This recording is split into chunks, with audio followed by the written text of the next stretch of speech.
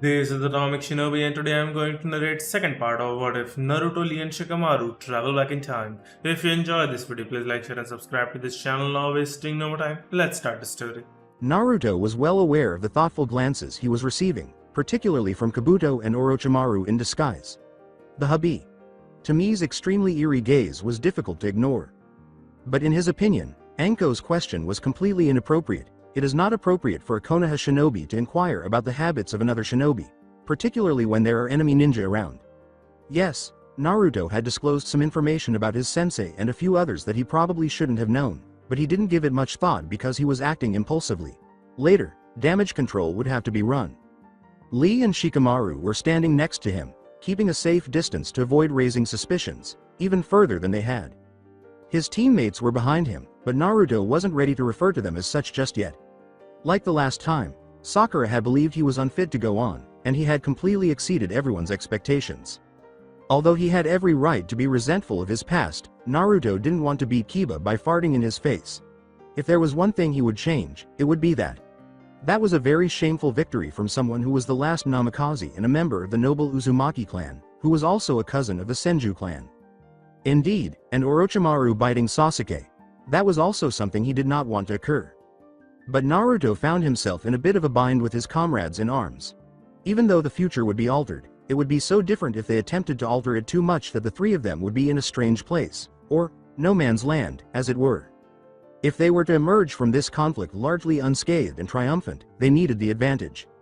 However, things might go back to how they were if they didn't make too many changes. However, things had already changed as a result of the Nara clan's involvement in Naruto and Lee's lives as well as their intimacy with Shikamaru. Naruto and his team were no longer on the same page. For better or worse, Kakashi was listening more intently, and the other two had taken turns applauding or disparaging his sudden burst of apparent intelligence. Then, aside from Kakashi, not much had changed between him and his team. Sakura grabbed Naruto's arm to prevent him from stepping into a fence, the same thin fence that separated the outside world from the forest of death, shocking him out of his reverie. The idea of what might happen right outside the metal gates made his stomach tighten. A quick glance back at his two allies showed that they shared his expression. "All right then," Anko exclaimed, glaring at Naruto, who wisely chose to ignore the woman. In any case, she was to blame for bringing up that topic. Each of your teams will be given a release form that every member is to sign. Signing this form is the same as signing over your life. As Anko inspected each genin and gave them a silent warning, all conversation stopped. When Naruto noticed Sakura creeping closer to Sasuke, she appeared especially irritated. She had good reason to be concerned. Anko went on, her tone growing more threatening and low. "Konoha is not responsible for what happens inside of that forest. If someone dies, then they die. It's not our problem." The effect of her tone was what she wanted. While the more seasoned genin were making a concerted effort to avoid gulping, some of the weaker ones allowed their emotions to be visibly displayed on their faces. From the rookie 9, Shikamaru saw that Sakura and Ino were both trembling. Hinata appeared more pale than normal. The only genin with a completely focused expression on her face was Tenten, the oldest and most seasoned. The Nara scowled. The three younger girls had developed during Naruto's absence in the prior timeline. Without Naruto or Sasuke, Sakura worked hard to become a skilled medic. To keep up with Sakura, Ino trained with the new Ino. Shika. Show teams in order to grow and get stronger. What about Hinata? With Neji by her side, supporting her at every turn, Hinata immersed herself in the Hyuga clan techniques, following Naruto's Nindo to never give up. However, these girls would need to mature into women much more quickly in this world. Right now, they were 12 or 13. 3 years later, the war had been formally declared, but the groundwork had already been laid. During this time, Nagato, Akatsuki, Madara, and Obito were all alive. Shikamaru shook his head at that final idea before returning his focus to Anko, who was distributing Heaven or Earth scrolls to each team and explaining that the other teams needed to collect the opposing scroll in order to win. Anko cried out, "You have 5 days." As soon as she held the final release form, scrolls were being distributed by some of her co-workers. Shikamaru saw that he and the other Konoha teams had all apparently received a Heaven scroll. The Nara squinted her eyes. The Chunin examination served as a pretext for war, and it appeared that the goal was to set each country against the others rather than to prevent internal strife. Until, of course, the preliminary rounds. Her gaze fell on Gaara, who was practically drooling, and Naruto narrowed his mouth. If you fail to retrieve the opposite scroll within this limit to reach the entrance for the second part, then you fail. Remember, you have to get the scrolls, she said, by any means necessary. She clapped her hands and the gates opened with that menacing declaration. Lee noticed that a lot of genin flinched when they saw the seemingly endless forest. He forced himself not to laugh. These children would have easily taken the forest if they had known what lay ahead. Begin. The genin simply stood there for a moment, staring at one another. However, they all left their stations and entered the forest in a matter of nanoseconds. Except for 3 genin, none of them knew what was in store for them here. And those 3 genin were simply anticipating their next move. In order to avoid strangling Sasuke, Naruto was controlling himself. He was annoyed by his attitude of, "Thou shalt bow at my feet." Because they had missions to complete, he and Sasuke had not been together for more than a day at a time. It was also simple to overlook the Uchiha because they were forced to perform D ranks. But now that they had to cooperate, Sasuke's alpha male decided he should take charge because Naruto was obviously so dumb. He was stomping angrily behind his leader at the moment, oblivious to the fact that he appeared to be a reckless brat. For Kami's sake, he had been Hokage. He would never follow Uchiha like this. When Naruto sensed something warm in his stomach, he hesitated a little. He was taken aback for a moment and suppressed a chuckle when he saw that Kurama shared his emotions. Tall, dark, and furry appeared to be gradually waking up. A frown appeared on his face, then vanished. If his companion was really waking up, Naruto would need to exercise caution. He wasn't sure whether the fox's chakra would blend with his own, or even whether he would return to his own timeline's level. Sakura yelled, "Pay attention, Naruto," as the unfortunate child almost collided with a tree. In response, he gave her an unusual scowl and turned his head away.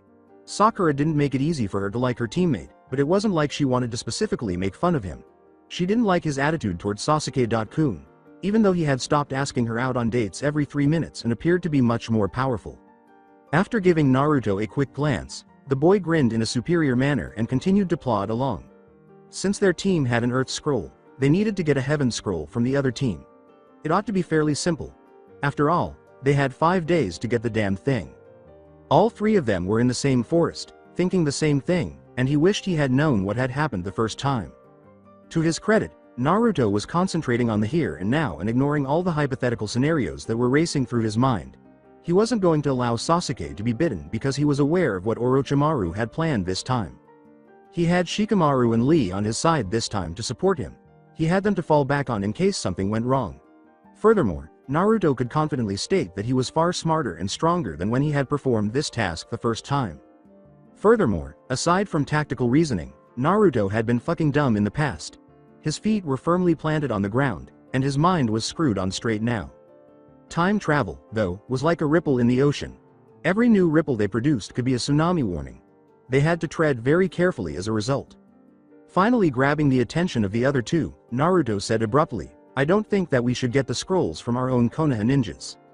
Sakura followed suit as Sasuke halted and turned to face the shorter boy. Their faces were free of derisive expressions for once. Instead, there were expressions of thoughtfulness. Sakura asked, "What do you mean?" But she understood the main idea of Naruto's argument. Naruto sighed inwardly, giving thanks to whatever god was in charge that they didn't also have to argue about this.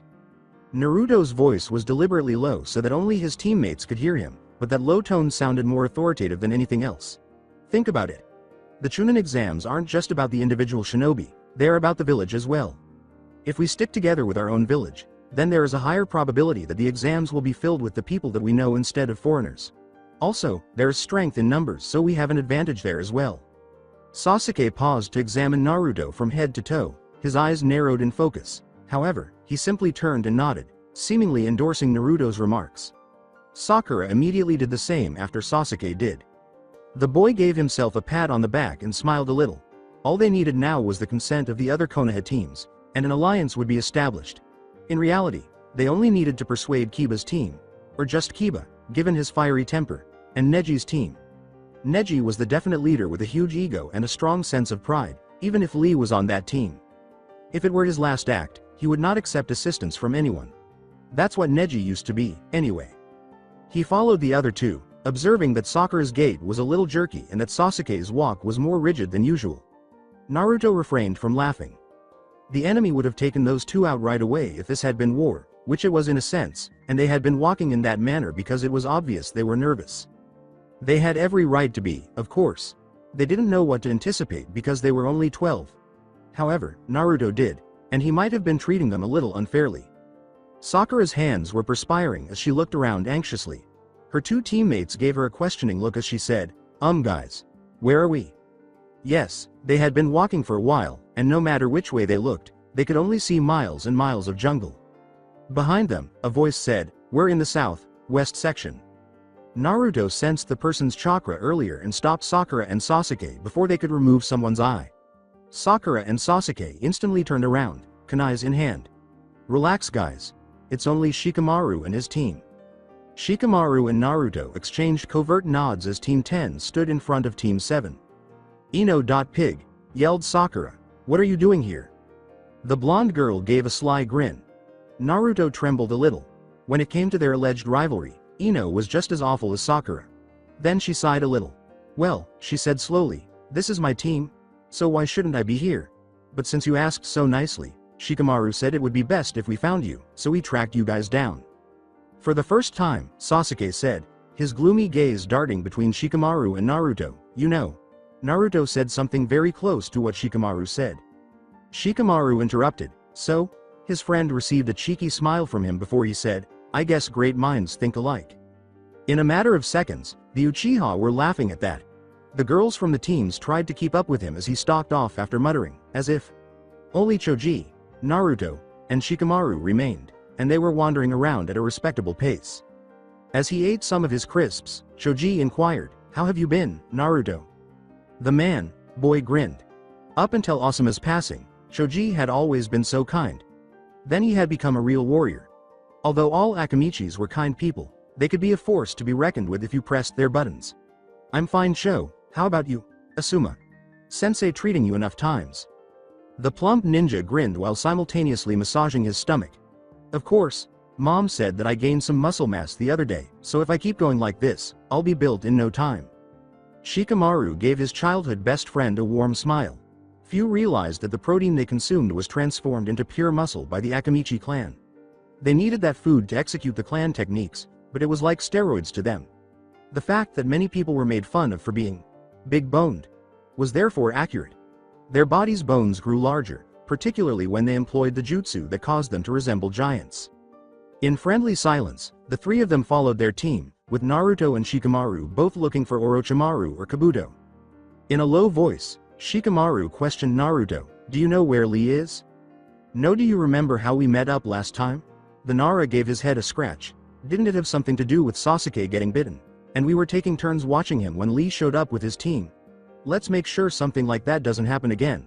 Shikamaru murmured the final sentence. Naruto gave a nod of agreement. But, he remarked, chuckling softly, all this green foliage means that Lee has the perfect camouflage. The two time travelers laughed quietly together before Choji gave them an odd look that made them stop talking. Choji said nonchalantly as he observed his two friends interacting, you two seem closer than usual. After giving his head a sheepish scratch, Naruto looked at Shikamaru, who gave him a small nod. Well, haha, you know what they say. Birds of a feather flock together, right? Shikamaru deadpanned, we're both dead. Lasts, isn't it obvious that we would stick together? This made Choji and Naruto laugh heartily, which made the other three glare at them. Choji went on to say, you two or so, but was interrupted by the whizzing swoosh of a kunai that was obviously meant for them. The 6 genin were immediately in attack and defense stances, kunais out, and on guard. Shikamaru looked at Naruto, who mouthed 3 and gave a tiny shake of his head. There was a tiny sigh of relief from the Nara. This was not a guerrilla attack that included Orochimaru. Most likely, it was a random Mizu or Kusa team. With the intention of binding his assailants, he placed his hand in the traditional rat seal. However, it appeared that Sasuke had other ideas because a cry of Kaden Gukakyu no Jutsu came from behind him, followed by a huge ball of fire that compelled him and Naruto to leap out of the way to avoid being burned. The 3 enemy ninja, who were discovered to be from Mizu, used a basic water technique to divert the fire. It had a girl and 2 boys, like most teams. With her simple brown hair glistening in the intense sunlight, the girl mockingly asked, is that the best that this mighty village has to offer? And you, she said, turning to face Sasuke, which made Sakura and Ino visibly agitated. Doesn't the oh-so-powerful last loyal Uchiha know that water douses fire? You're all outclassed here. Hurry up and give us your scroll, or else. Tensing, Naruto dared to glance back at Uchiha. She didn't know who she was speaking to or what she was talking about. Reminding Sasuke that he was less than anyone, especially a foreigner, annoyed him. Naruto didn't want to witness Sasuke's wrath kill this girl. Shikamaru apparently didn't either, as she was caught in the Nara's shadow technique just seconds after the girl said those words. He asked absently, unwilling to put in much effort, "Has anyone ever told you that you talk too much? You're outnumbered 2-1. It's you who should give up, or else." The already irate expression on the Mizu Nin's face intensified. Her teammates acted quickly after realizing the situation she was in. "Suiten. Bakusu Shoha," a genin yelled, his mouth gushing water. The genin who used the jutsu rode the enormous wave he had made, forcing the other 6 to move aside. He was wearing a smirk that neither Naruto nor Shikamaru particularly liked. With a forceful removal of the shadow cast by the latter, the girl was once more on her feet. Unexpectedly, Ino was the one to yell, "Get ready," as they all watched the second male genin go through hand seals. "Suiten. Daibakuryu," at once, a massive vortex formed with the intention of drowning the 6 of them. Naruto narrowed his eyes from a tree branch above, observing the genin's wave's diminishing size. It was logical. The user's chakra levels determined how big the wave was. He was rapidly running out of energy because the method he had employed was at least B rank and he was only a genin with coils of average size. The other boy, too. In a village, there are 2 water users who are primarily drawn to fire. How stupid. The only thing the jutsus would do was neutralize one another. Naruto would have laughed at the Uchiha's soaked appearance based on a quick glance at Sasuke, but he was aware that Sasuke's inflated ego would prevent him from performing a fire-style jutsu. Only after Sasuke had departed did any other genin, not even Naruto in the previous timeline, have elemental techniques in their toolbox. "Naruto!" yelled Shikamaru from a different tree. The forest's water level was currently rising, and Shikamaru, a very elite jonin and advisor to the future Hokage, his best friend, would not be defeated by mere genin. The blonde let out a sigh. He would have to demonstrate yet another ability, however, if it was for his friend's benefit, then so be it. As he rushed through hand seals at a dizzying pace, Naruto exclaimed, "Doden. Doryuheki." Since water was weak against earth, it swelled when a massive wall of solid mud collided with it. This was because the earth element absorbed the water. The muddy and wet ground caused the Mizu genin to skid, which caught them off guard. Naruto, however, was not finished yet. In order to successfully trap them, he needed to solidify the mud. Leaping into the mud, he buried both hands deep within it. "Doden. Doro Mayu." The impact was almost immediate. With each ripple, the ground in front of him hardened like water. The Mizu Nin made a vain attempt to flee. Their hands were bound by the mud that reached their necks, leaving only their heads exposed. Although it wasn't as gory as Gaara's sand burial, Naruto actually got the idea for this jutsu by watching and attempting to mimic it. Earth was the only element it could work with, and given Naruto's affinity for wind and Kurama's for fire, that element was extremely weak for him. The blanket of earth they were in was fiercely fought against by the enemy Nin, but to no avail. When the 6 Konoha genin touched down on the now firm ground, the majority of them gave Naruto a respectful look. Naturally, Sasuke was incensed at the so-called Dobi's previously unheard of skills, while Shikamaru, who was aware of Naruto's actual potential, was unconcerned with the low-level ninjutsu that any skilled genin could perform. "Nice one, Naruto." Choji grinned broadly and gave the blonde boy the thumbs up. The 2 girls behind him also shakily nodded in gratitude to Naruto before turning to face the Mizu Nin, who appeared to have given up based on the dejected looks on their faces. However, Shikamaru didn't give a damn about them. He was interested in the Earth Scroll, carrying pack that one of them had dropped. He picked it up and gave it to his Hokage while strolling over with such ease. "Hey," Ino exclaimed, raising her hands in protest. "Why'd you give the scroll to Naruto?" "'Cause he did the work." Shikamaru made a deadpan remark. "Plus, now that we've helped him, he's gonna repay the favor." With a simple nod, Naruto handed Sakura the scroll. She was the most responsible person and would protect the scroll, whether he liked it or not.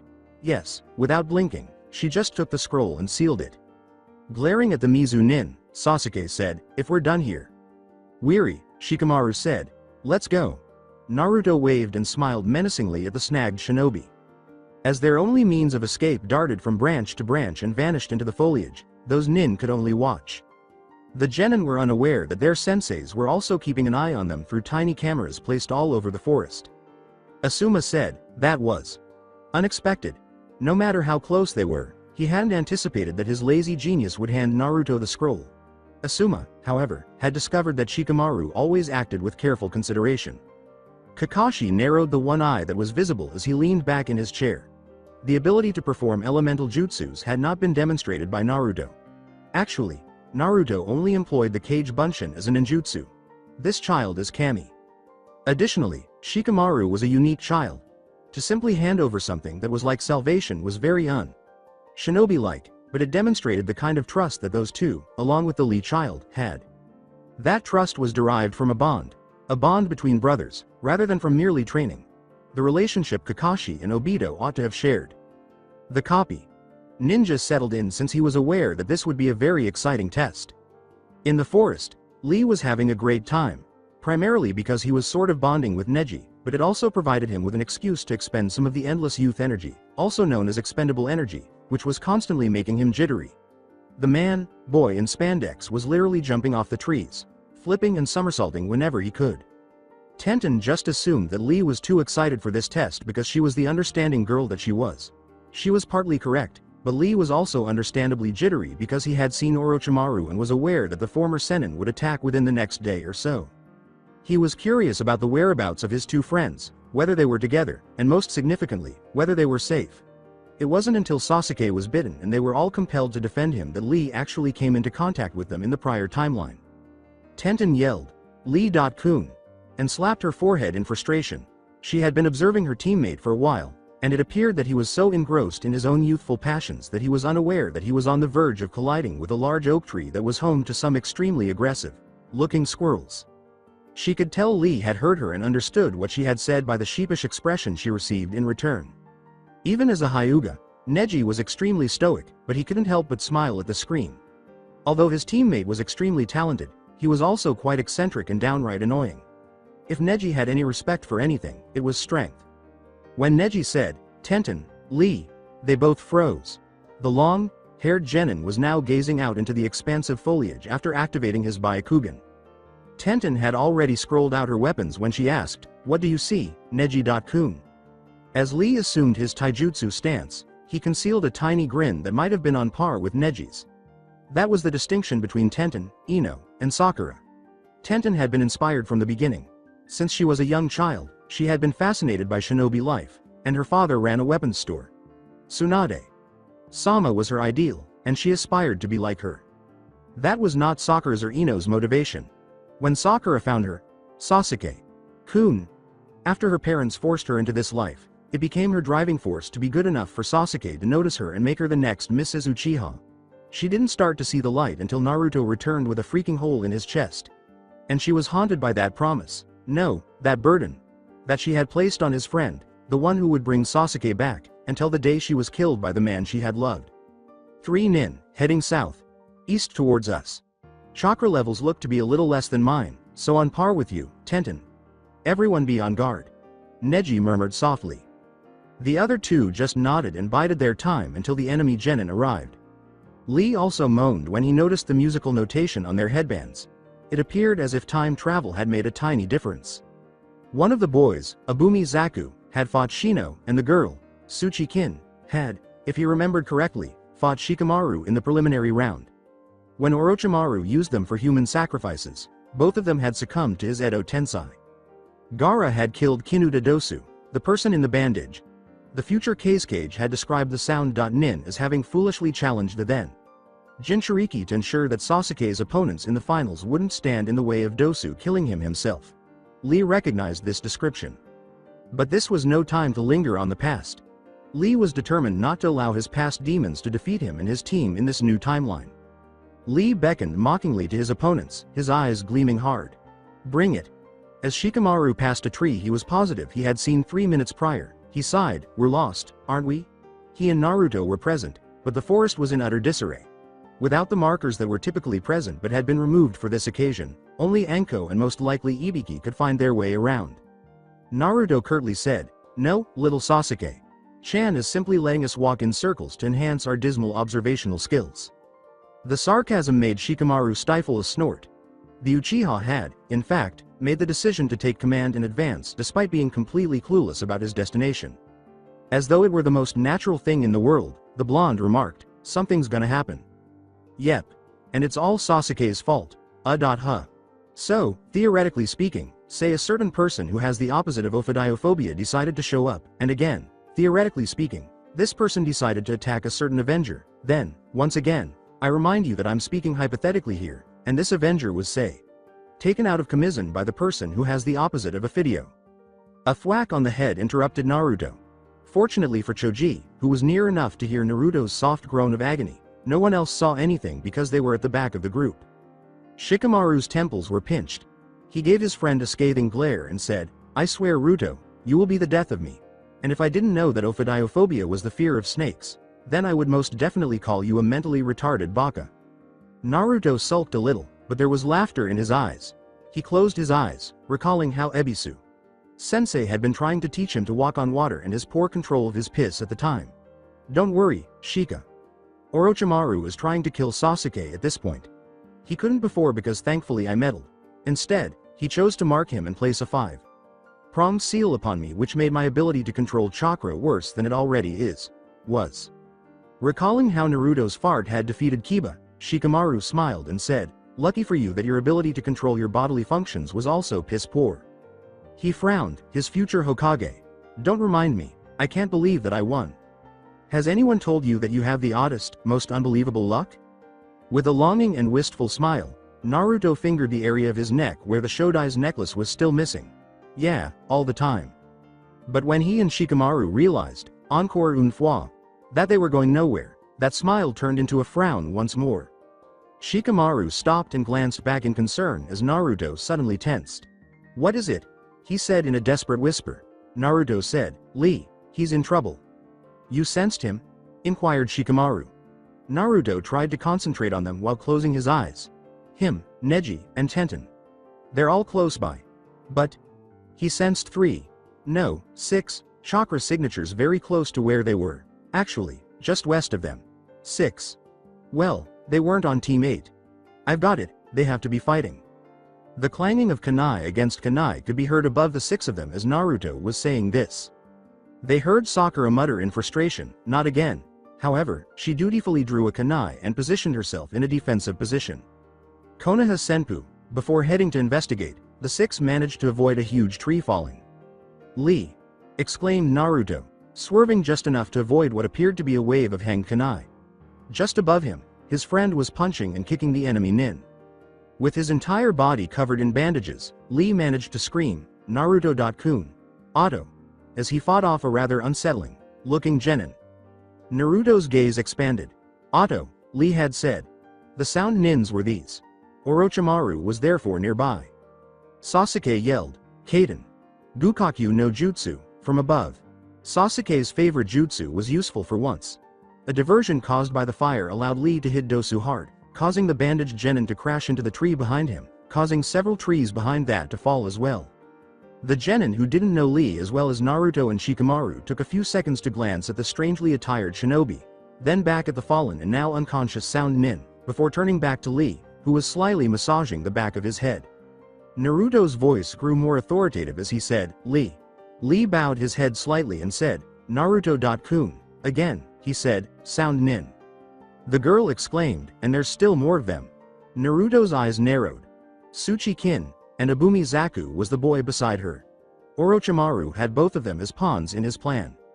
The 3-time travelers were reminded by the girl's long raven hair flying back in the snake patterned scarf around her neck that these sound nin were at least chunin level and not just regular genin. Shikamaru's body tensed, suggesting that he recognized them too. He had battled against the girl and won the battle. How annoying. Kage Shibari no Jutsu. Shikamaru ensnared Zaku in his shadow by putting his hands in the rat seal. He recalled that Kin had not been the subject of any experiments. Zaku, on the other hand, destroyed his enemies with sound waves. He posed a greater danger. As soon as Naruto realized Zaku was trapped, he went into attack mode and instantly produced hundreds of clones. He had only intended to produce about 20. My chakra control is still quite poor, damn it. As he dropped into a taijutsu stance that was familiar to Team Guy, he thought. When Neji saw his blonde comrade mimic Lee's stance, his eyes widened.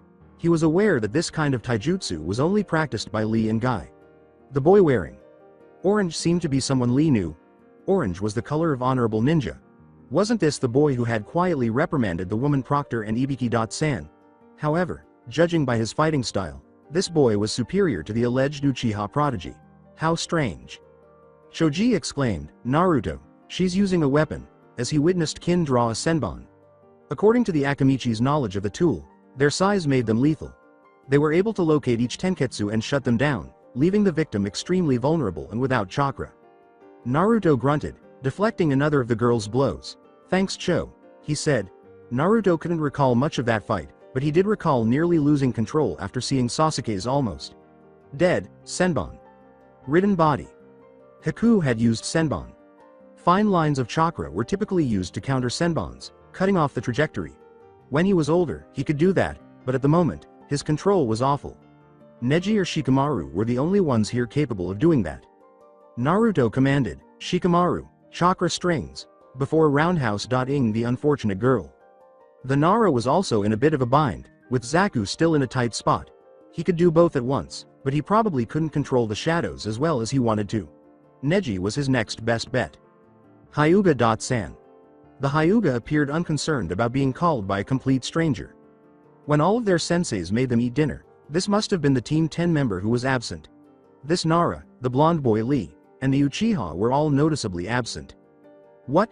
The icy tone of his future friend's voice made Shikamaru grimace. "I have to get this guy out of my grip so that I can help Naruto," he said, gesturing to Zaku, who was struggling to break free. "Do you mind helping out a fellow Konoha shinobi? He has an earth scroll, so you could take that too." "Shikamaru," shouted Ino. "Why do you keep giving away scrolls?" The Nara frowned and said, "Not now, Ino. I'm trying to." "What the hell?" Shikamaru and Zaku both fell to one knee as Orochimaru's cursed seal spread quickly around their necks. The Auto.Nin was gripping his neck and howling in agony. But the pain was almost intolerable because he was immobile. As she saw her teammate's situation, Kin swore above them. The seal must have been activated by Orochimaru. Sama. It was a sign. A sign that they were no longer concerned about the Uchiha, who had been their primary target.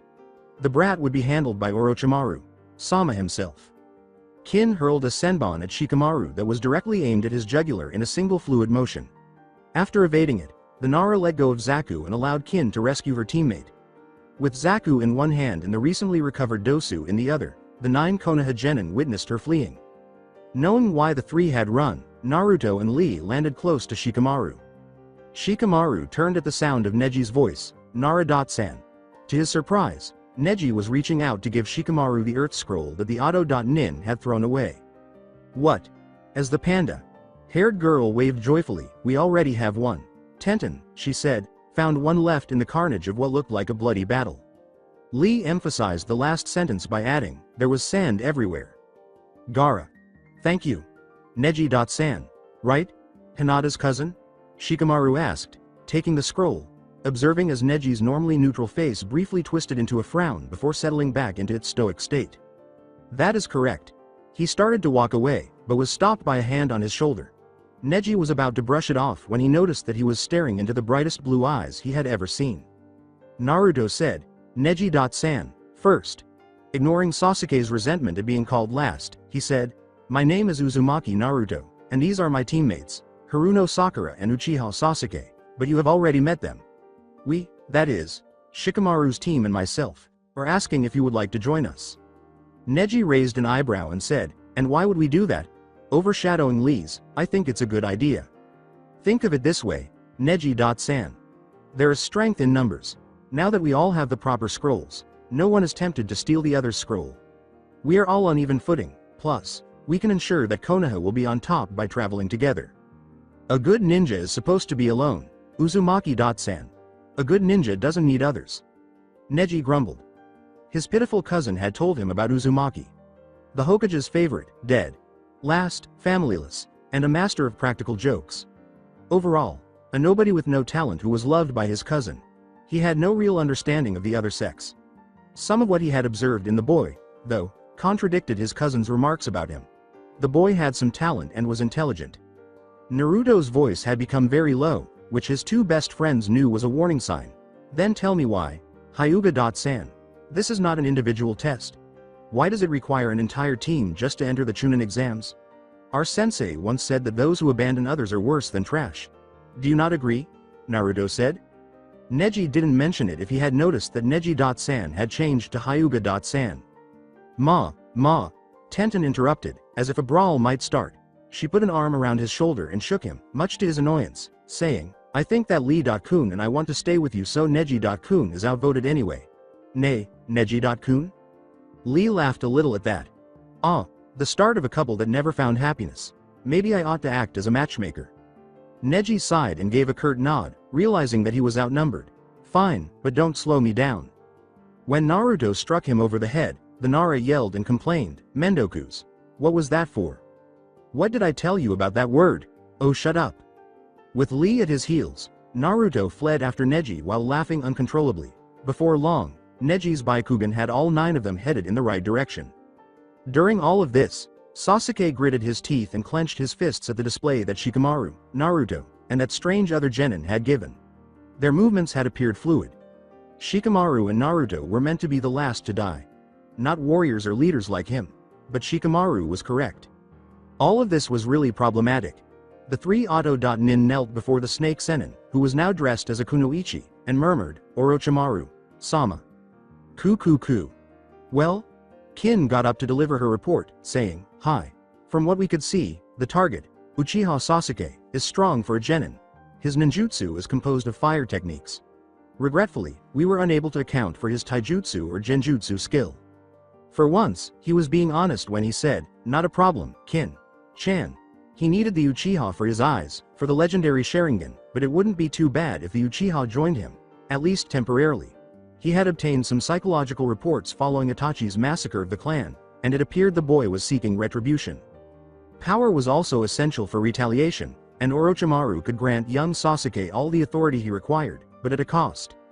He decided to wait and see what would happen after the invasion, but first it seemed fitting to mark Sasuke. When do you anticipate Orochimaru's attack? In a whisper, Lee asked his friends. He recalled his ninja, which means that he wants an update on everything that's happening in the forest, mainly Sasuke. Shikamaru responded sharply, prepared for another attack, soon. He may be growing impatient, which could indicate an impending attack. But isn't that the problem? We're running on maybes and not definitives, Naruto remarked quietly. He might launch an attack tomorrow. He might complete it in an hour. Or perhaps he won't launch an attack. We won't know until it occurs. Shikamaru wisely added, such is the downside of time travel. What are the 3 of you discussing back there? Ino complained, her face displaying her frustration. You don't know anything significant. Naruto smiled at the Yamanaka, who rolled her eyes and sighed, and said, just about how life is too troublesome and we would rather be looking at clouds than doing this. You're like a hyper Shikamaru. Lee said softly, so that only the other 2 could hear, you have no idea, except not as smart. Shikamaru had to add his 2 cents as well, or well-rounded. Or calm. Or relaxed. Lee corrected the Nara, who playfully stuck his tongue out at him, saying, more like lazy. Shikamaru simply had to include the phrase, or handsome. Are you going to stop? After all, I am your Hokage, inquired Naruto, annoyed that they were banding together against him. Shikamaru gave his Hokage that one finger salute and said, ouch. After telling us that we're not allowed to play the Hokage card, you go and play it yourself. Hypocrite. Pouting, Naruto said, oh shut up. And by the way, the ladies love my ocean. Blue eyes and luscious golden locks, and my Adonis-like figure. So remind us why you've never had a girlfriend before? And that concluded that discussion. An Anbu wearing a bird mask knelt before his leader and said, Hokage, Sama. The elderly man smoked his pipe and then motioned for his subordinate to start. Tori.kun, report. Hi. While patrolling Training Ground 44, the Sigma team discovered the bodies of 3 autogenin, all of which were destroyed through the application of a tremendous force that crushed the bodies of the victims. Around each body, minute traces of sand was found, which confirms that the killings were made by Sabaku no Gara, the carrier to the Ichibi. We also found the corpse of a deceased Auto Kunoichi, though her death was not caused by the sand genin. As of now, it is difficult to pinpoint the cause of death without a medical expert such as Tsunade Sama. The fact that Gara, the son of the Kazekage, was the Ichibi's Jinchuriki was well known.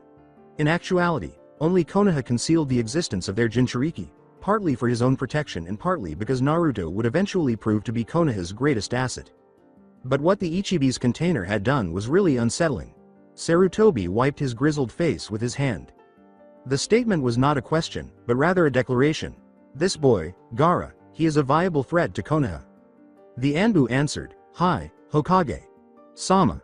Sarutobi genuinely had no idea what transpired when Jinchuriki and Naruto met.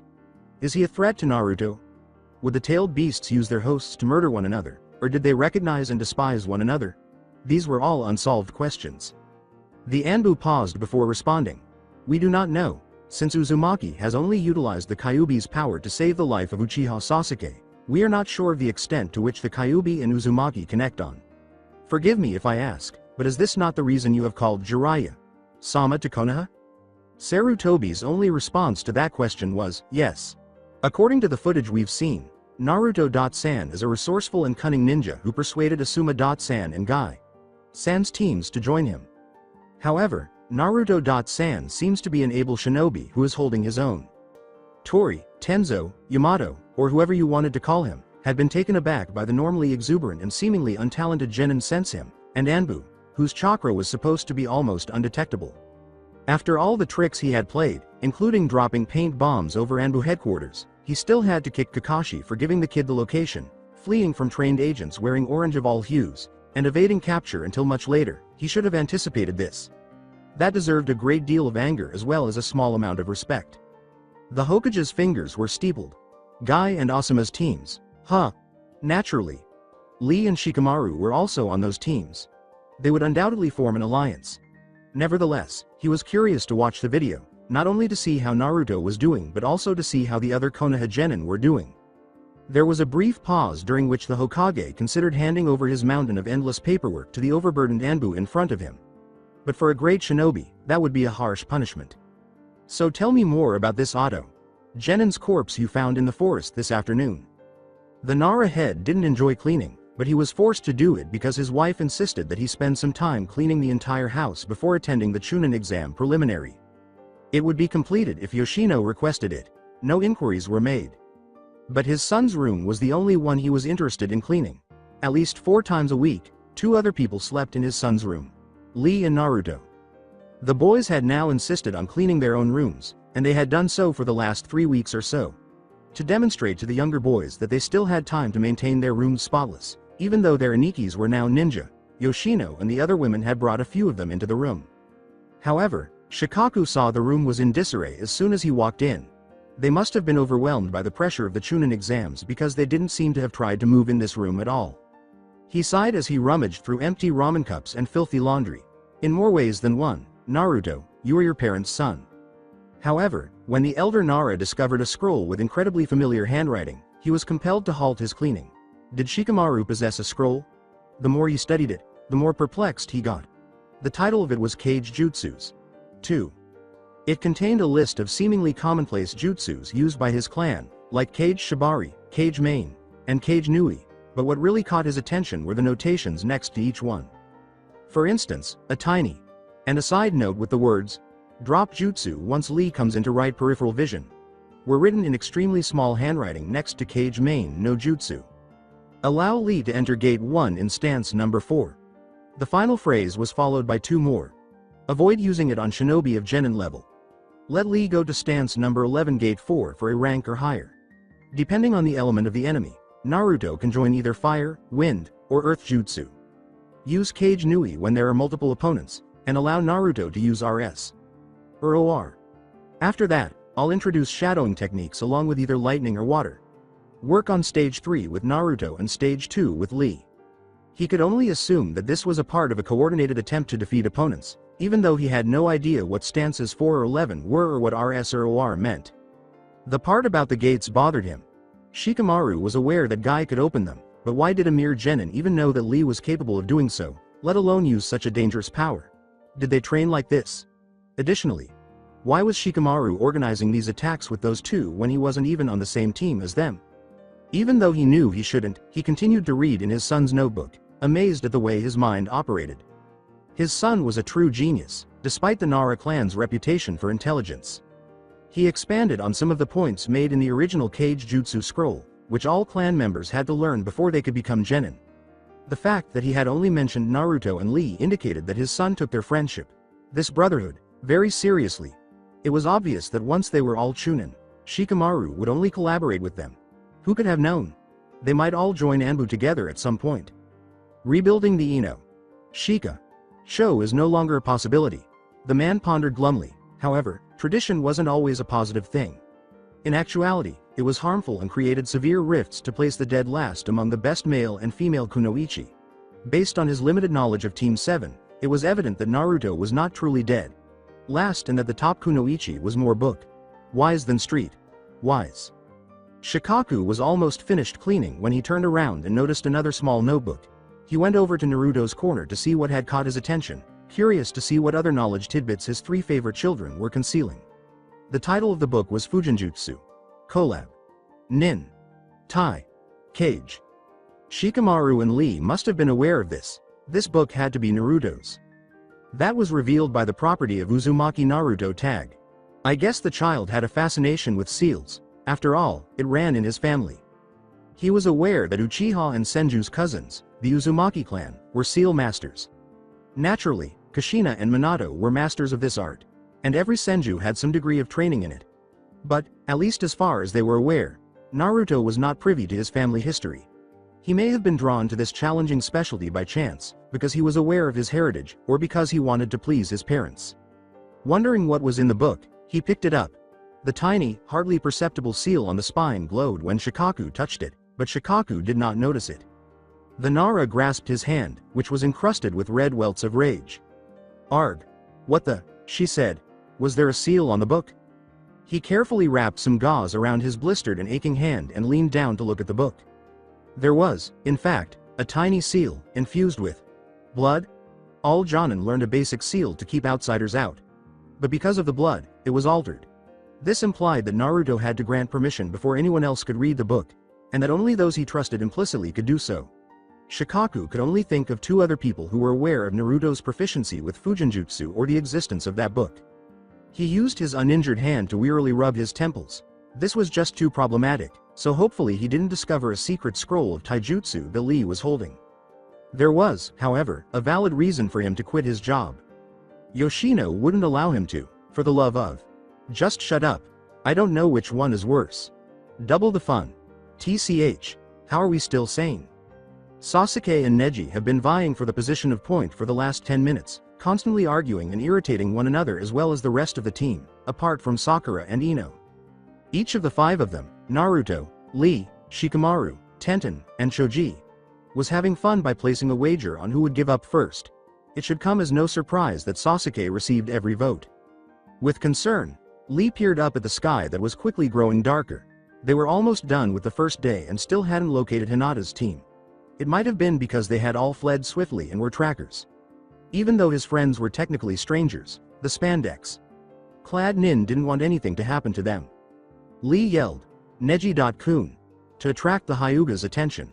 Watching as Neji received the message, he gestured up. However, Sasuke was not going to stop. It wasn't quite night yet. There were still a few miles they could go.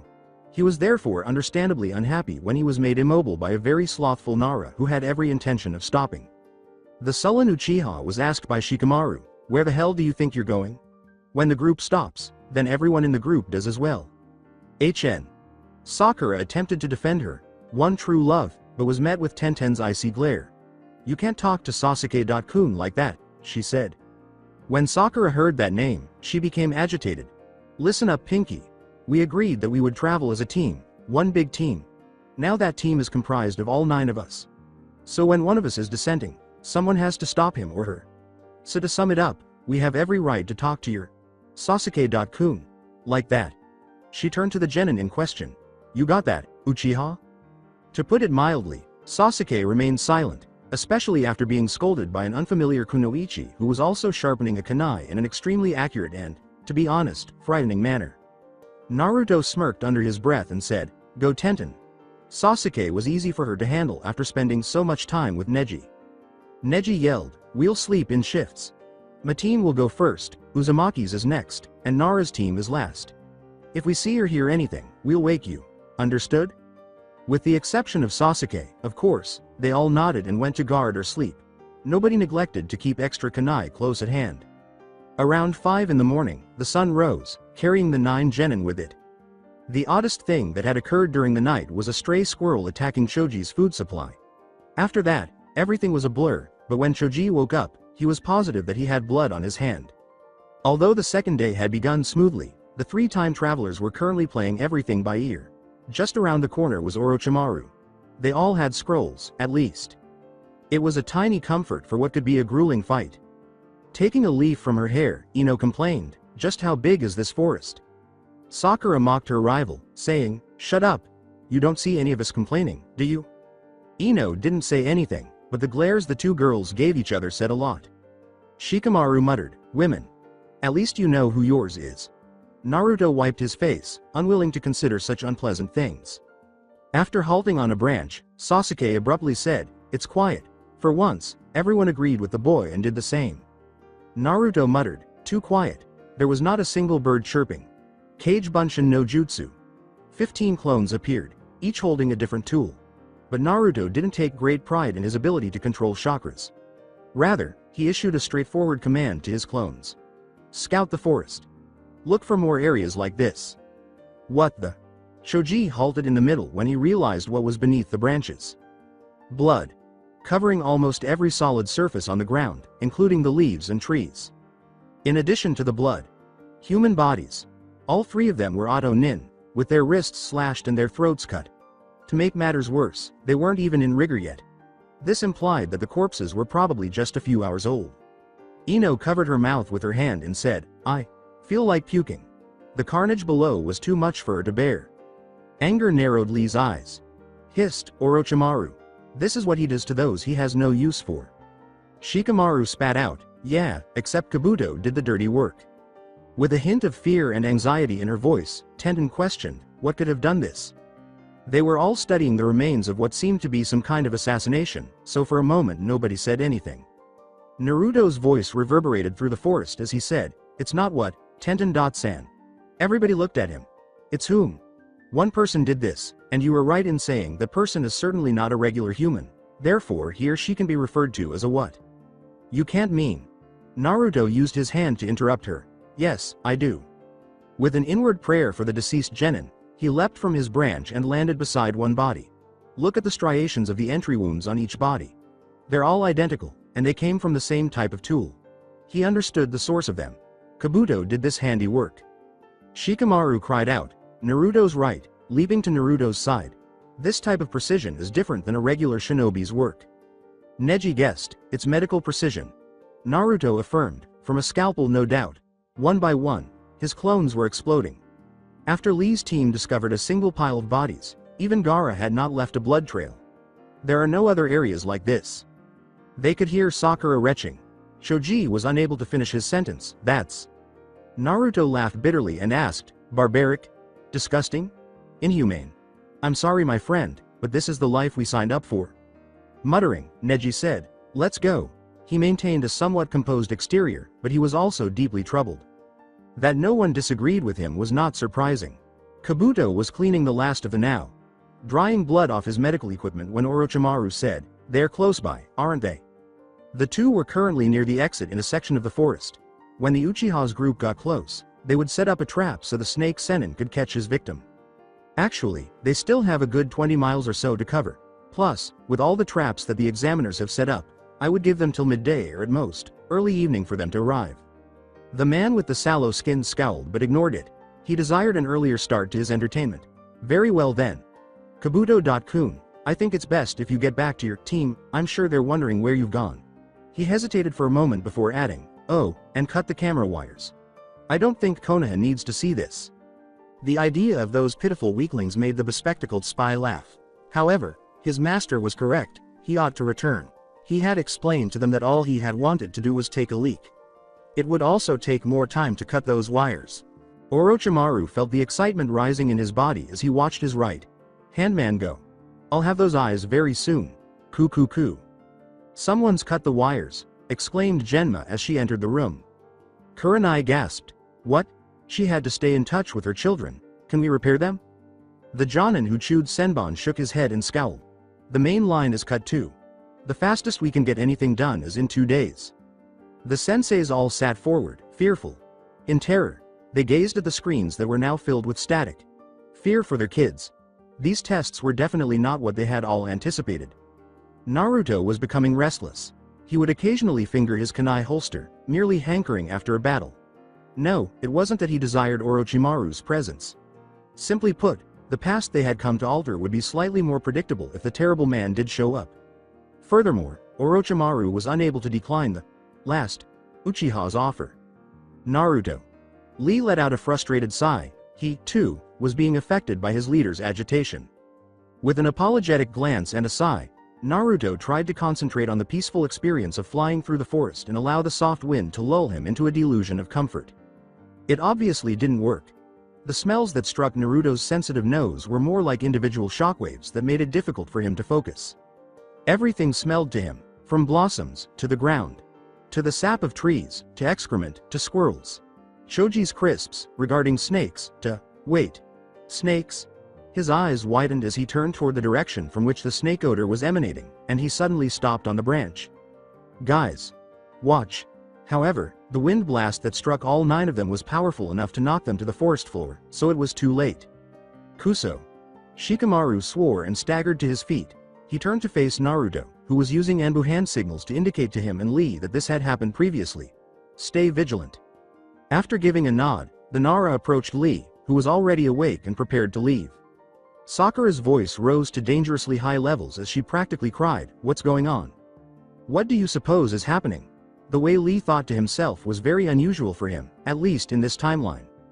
When Naruto said, "Neji-san," the young Hyuga instantly straightened up and activated his bloodline, as if he had been given an order. However, he stumbled when he couldn't see anyone for at least 100 yards. I can't. Look above you. Naruto slashed impatiently at him. The Hyuga obeyed, despite his own annoyance. There, something was within his reach, but he could feel it. Neji cautioned, "Whatever that is, it's approaching rapidly. Brace yourselves." Shikamaru said as coolly as he could, "No, we have to retreat. If this thing could make a wind jutsu from that far, then we don't want to be anywhere near it." Sasuke, who looked remarkably like a spoiled little boy, crossed his arms and said, I'm not going to run away like a coward. Listen to Shikamaru. Sasuke-san. We are mere genin. Whoever did that jutsu is not. This is not an act of cowardice, it is merely for survival. Lee continued. We'll look after him. Sasuke's expression darkened, and he was about to respond when Neji's exclamation, "Watch out," echoed through the quiet forest. Hundreds of snakes appeared out of nowhere, attempting to cling to the 9 genin. Sakura and Ino screamed as they attempted to get away from the snakes. In contrast, Tenten had drawn dozens of weapons and began slashing at the snakes. With a grunt, Naruto sliced open his own snakes and watched them burst apart in a cloud of white smoke, saying, Tenten-san, their summons. With a sigh, the girl performed a difficult flip and asked, what does that mean? It means that you can't fight them like that. Once one summon is gone, another takes its place. It's a never-ending cycle. Neji said, so how do you stop them? He could hear the conversation between the blonde boy and his teammate. Before responding, Naruto took a moment to make 100 or so shadow clones. Even though this was a flat-out lie, it might help the others realize they were outclassed. You have to fight summons with summons. That's the only way. He saw Tenten and Neji thinking about what he had said, and he prayed to whatever god he was that they believed him. Choji also said, but how can we escape, Naruto? As he slammed a snake onto the tree and watched it fly away. The rotund boy was reminded of Naruto's habit of pulling all those pranks by the grin that Naruto gave him. Even though this was a potentially fatal situation, Choji never failed to smile back at this foxy grin. Naruto whispered, just leave it me, old friend. He shouted, stay back everyone, in a louder, more commanding voice. It was time to use his weak chakra control. Kage Bunshin no Jutsu. As thousands of Naruto copies appeared, each holding a kunai, the other genin looked on in wonder and mild jealousy. Sasuke. The real Naruto didn't appear at all worn out. Tenten whistled, whoa. To produce that many clones, the child must possess an enormous amount of chakra. Shikamaru yawned and scratched idly at the back of his head. This is nothing for him. It's how he normally is. Naruto is odd. Sakura muttered, I second that motion. She wondered how her teammate had become so strong. She realized she wasn't the only one who was taken aback by Naruto's transformation after taking one look at Sasuke. But what surprised her was actually long-standing animosity from the Uchiha. At the same time, Naruto was enjoying himself a little too much by piercing every summons that the Habi Teme had collected. But more and more were appearing, just as he had predicted. Additionally, the snakes were growing larger and larger, which indicated that their venom was also increasing. Naruto was aware from the war that he would die instantly if he were bitten by one of Orochimaru's snakes. From his right, Shikamaru's voice drifted towards him. Need a hand? Naruto enjoyed tying two small snakes together and throwing them into a larger one, which caused all three to poof away. Not really. Lee added from the left, Orochimaru will be here shortly. He won't like us playing with his pets. Glaring at one of Naruto's clones, Naruto watched carefully as Sasuke defeated another snake, murmuring, "We have to get the others to safety." Neji yelled abruptly, "Uchiha! Get out of the way!" Moments later, a kunai, undoubtedly tainted with poison, came rushing towards Sasuke from an area that was hidden from view.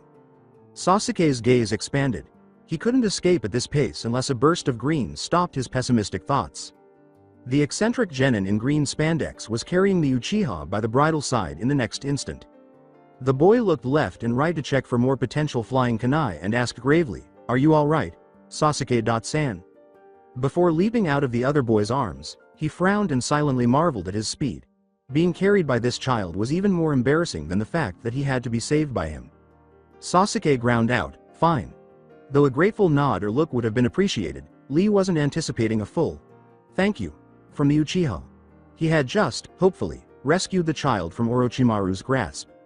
Sakura shouted, "Let's go," as she saw how quickly Naruto's clones were being destroyed and how the snakes were roughly twice as large as an adult. Shikamaru's legs were grabbed by one of the snakes, which then bit him hard, before piercing the creature with a kunai. The Nara let out a strangled cry of agony. Fortunately, the snake was smaller and less poisonous. The air was filled with cries of "Shikamaru" as Naruto, Lee, and a few others jumped to his defense. He grunted and tried to stand, but his leg was quickly becoming numb. "I'm fine." Naruto shook his head, attempting to gauge the situation, and said, "Shit." After a few moments, his eyes grew piercing and he examined each genin. "Listen here and listen now." Without realizing it, every shinobi in the room straightened their stance. "Lee and I will look after Shikamaru. You guys go and divide yourselves in 2 groups of 3. Sakura, give us a scroll. Go to the checkpoint, tell the senseis about what has happened, and they will help us. As long as you are all Konoha shinobi, and in groups of 3, the senseis have no choice but to clear you. The poison in Shikamaru's leg will slow this group down and we will all be susceptible to whatever is out there. Now is not the time to argue. Just go." A flurry of kunai, undoubtedly from the shuriken cage bunshin technique, descended upon them as the final word was yelled, emphasizing Naruto's point even more. "Go," he repeated. Naruto folded his hand across his heart and said, "We'll catch up, I promise." Sasuke and Neji really wanted to argue, but they were stopped by Naruto's expression.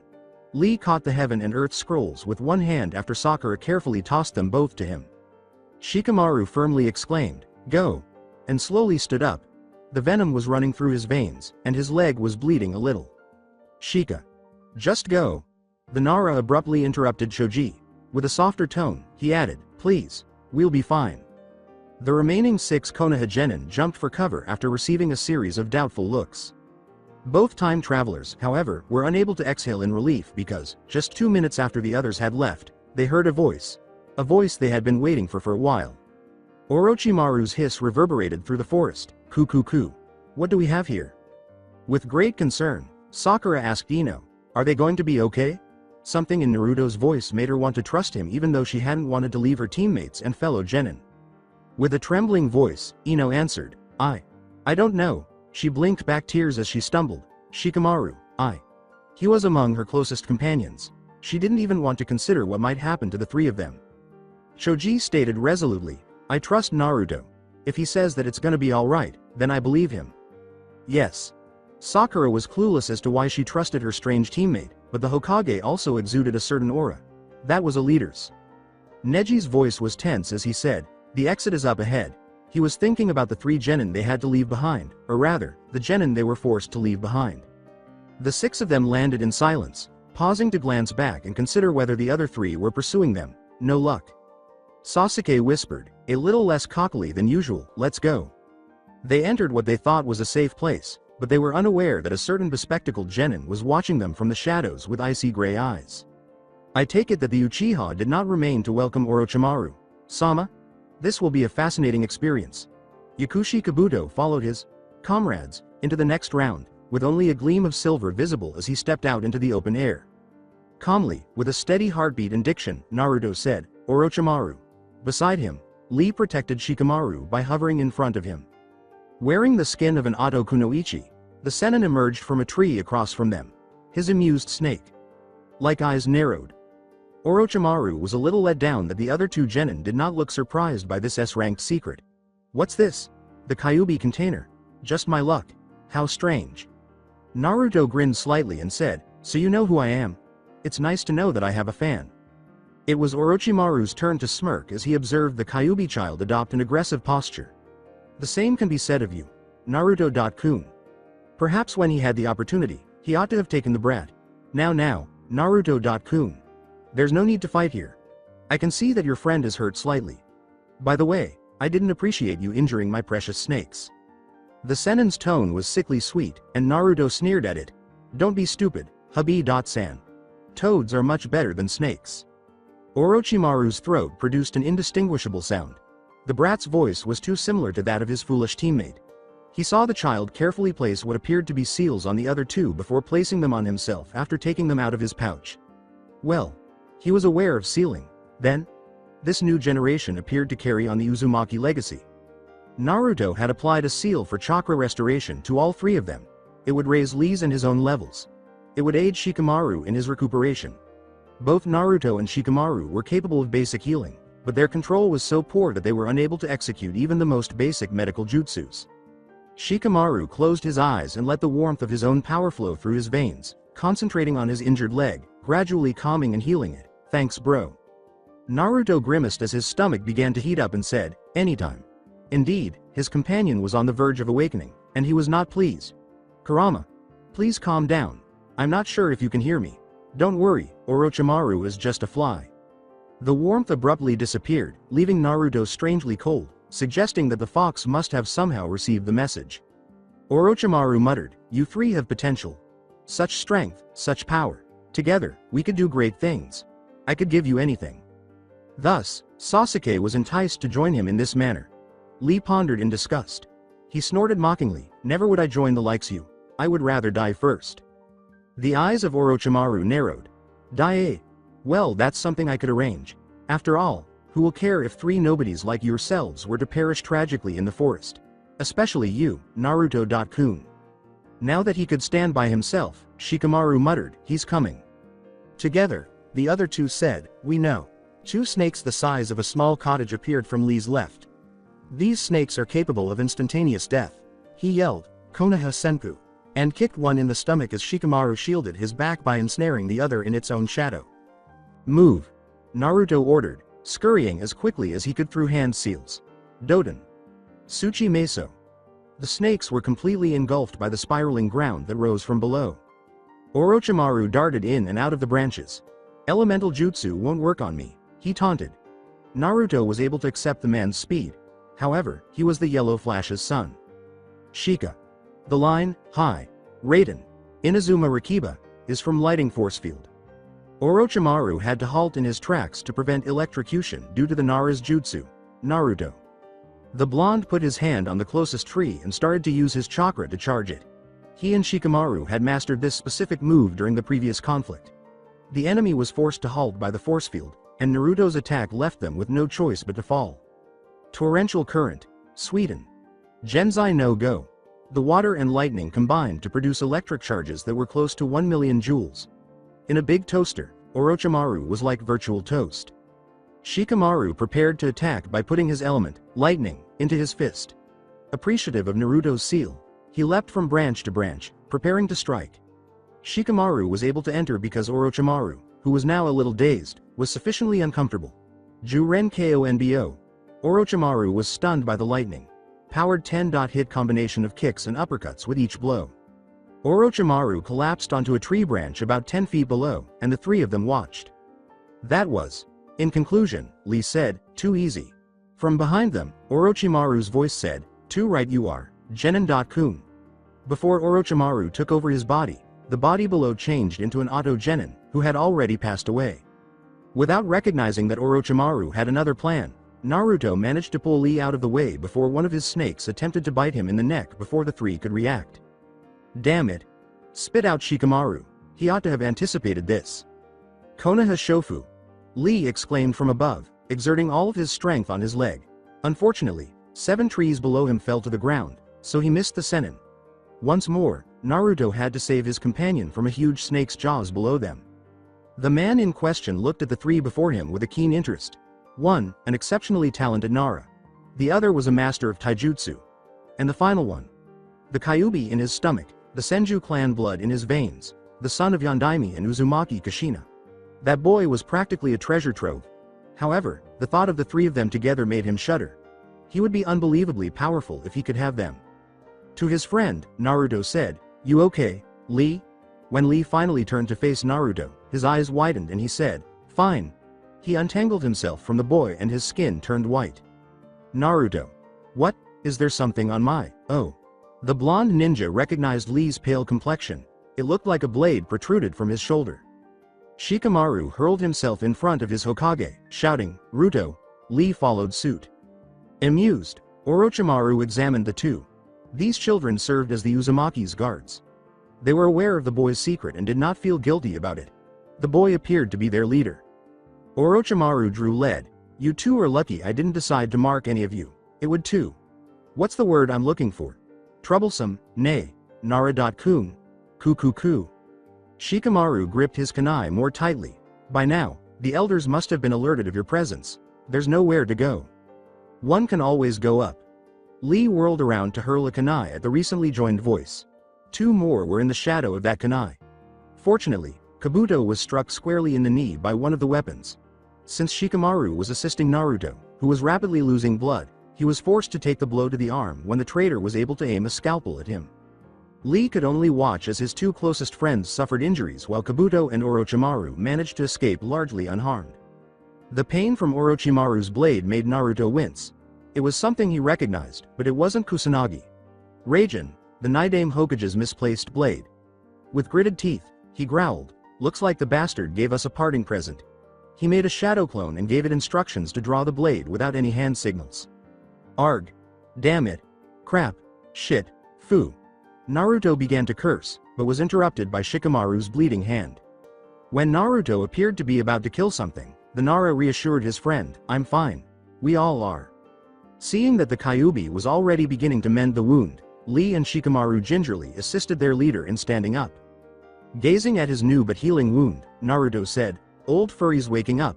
At least Orochimaru didn't get Sasuke, or mark any of use the 5. Pronged seal on me like last time." Examining the blood on Shikamaru and Naruto, Lee remarked somberly, "But unlike last time, you were more seriously injured than before." Naruto grimaced at the pain in his shoulder and muttered, "We're alive guys, that's all that matters." He still had 3 days to recover, at least. Shikamaru agreed, "Yay, that's all that matters." With Naruto in tow, Lee and Shikamaru jumped toward the tower, grateful that it had been them who had been hurt rather than the others. Asuma, who had just emerged from the scrolls, exclaimed, "Congratulations. You pa. What the?" and was perplexed as to why Kakashi's pink-haired Genin was with his team rather than Shikamaru. Asuma. Sensei. Choji's eyes were filled with panic. Shikamaru, Naruto, and Lee.san. They. Lee, Naruto, Shikamaru. What might have happened? Please, don't. When Guy ran up to Asuma and exclaimed, "Lee and the other 2, they're still in the forest. Your student was bitten by a snake, Asuma." "A snake? You know what this means?" Asuma's panic at his student's frantic words intensified. "Kuso," swore Asuma. Only 2 people used snakes, and one of them was attempting to fix the camera system that had gone down. That was all that was left. The room echoed with Kakashi's low, irate voice, "Orochimaru." With one eye closed, he prayed that those 3 were safe and hadn't done something foolish. "Why are you 3 every time?"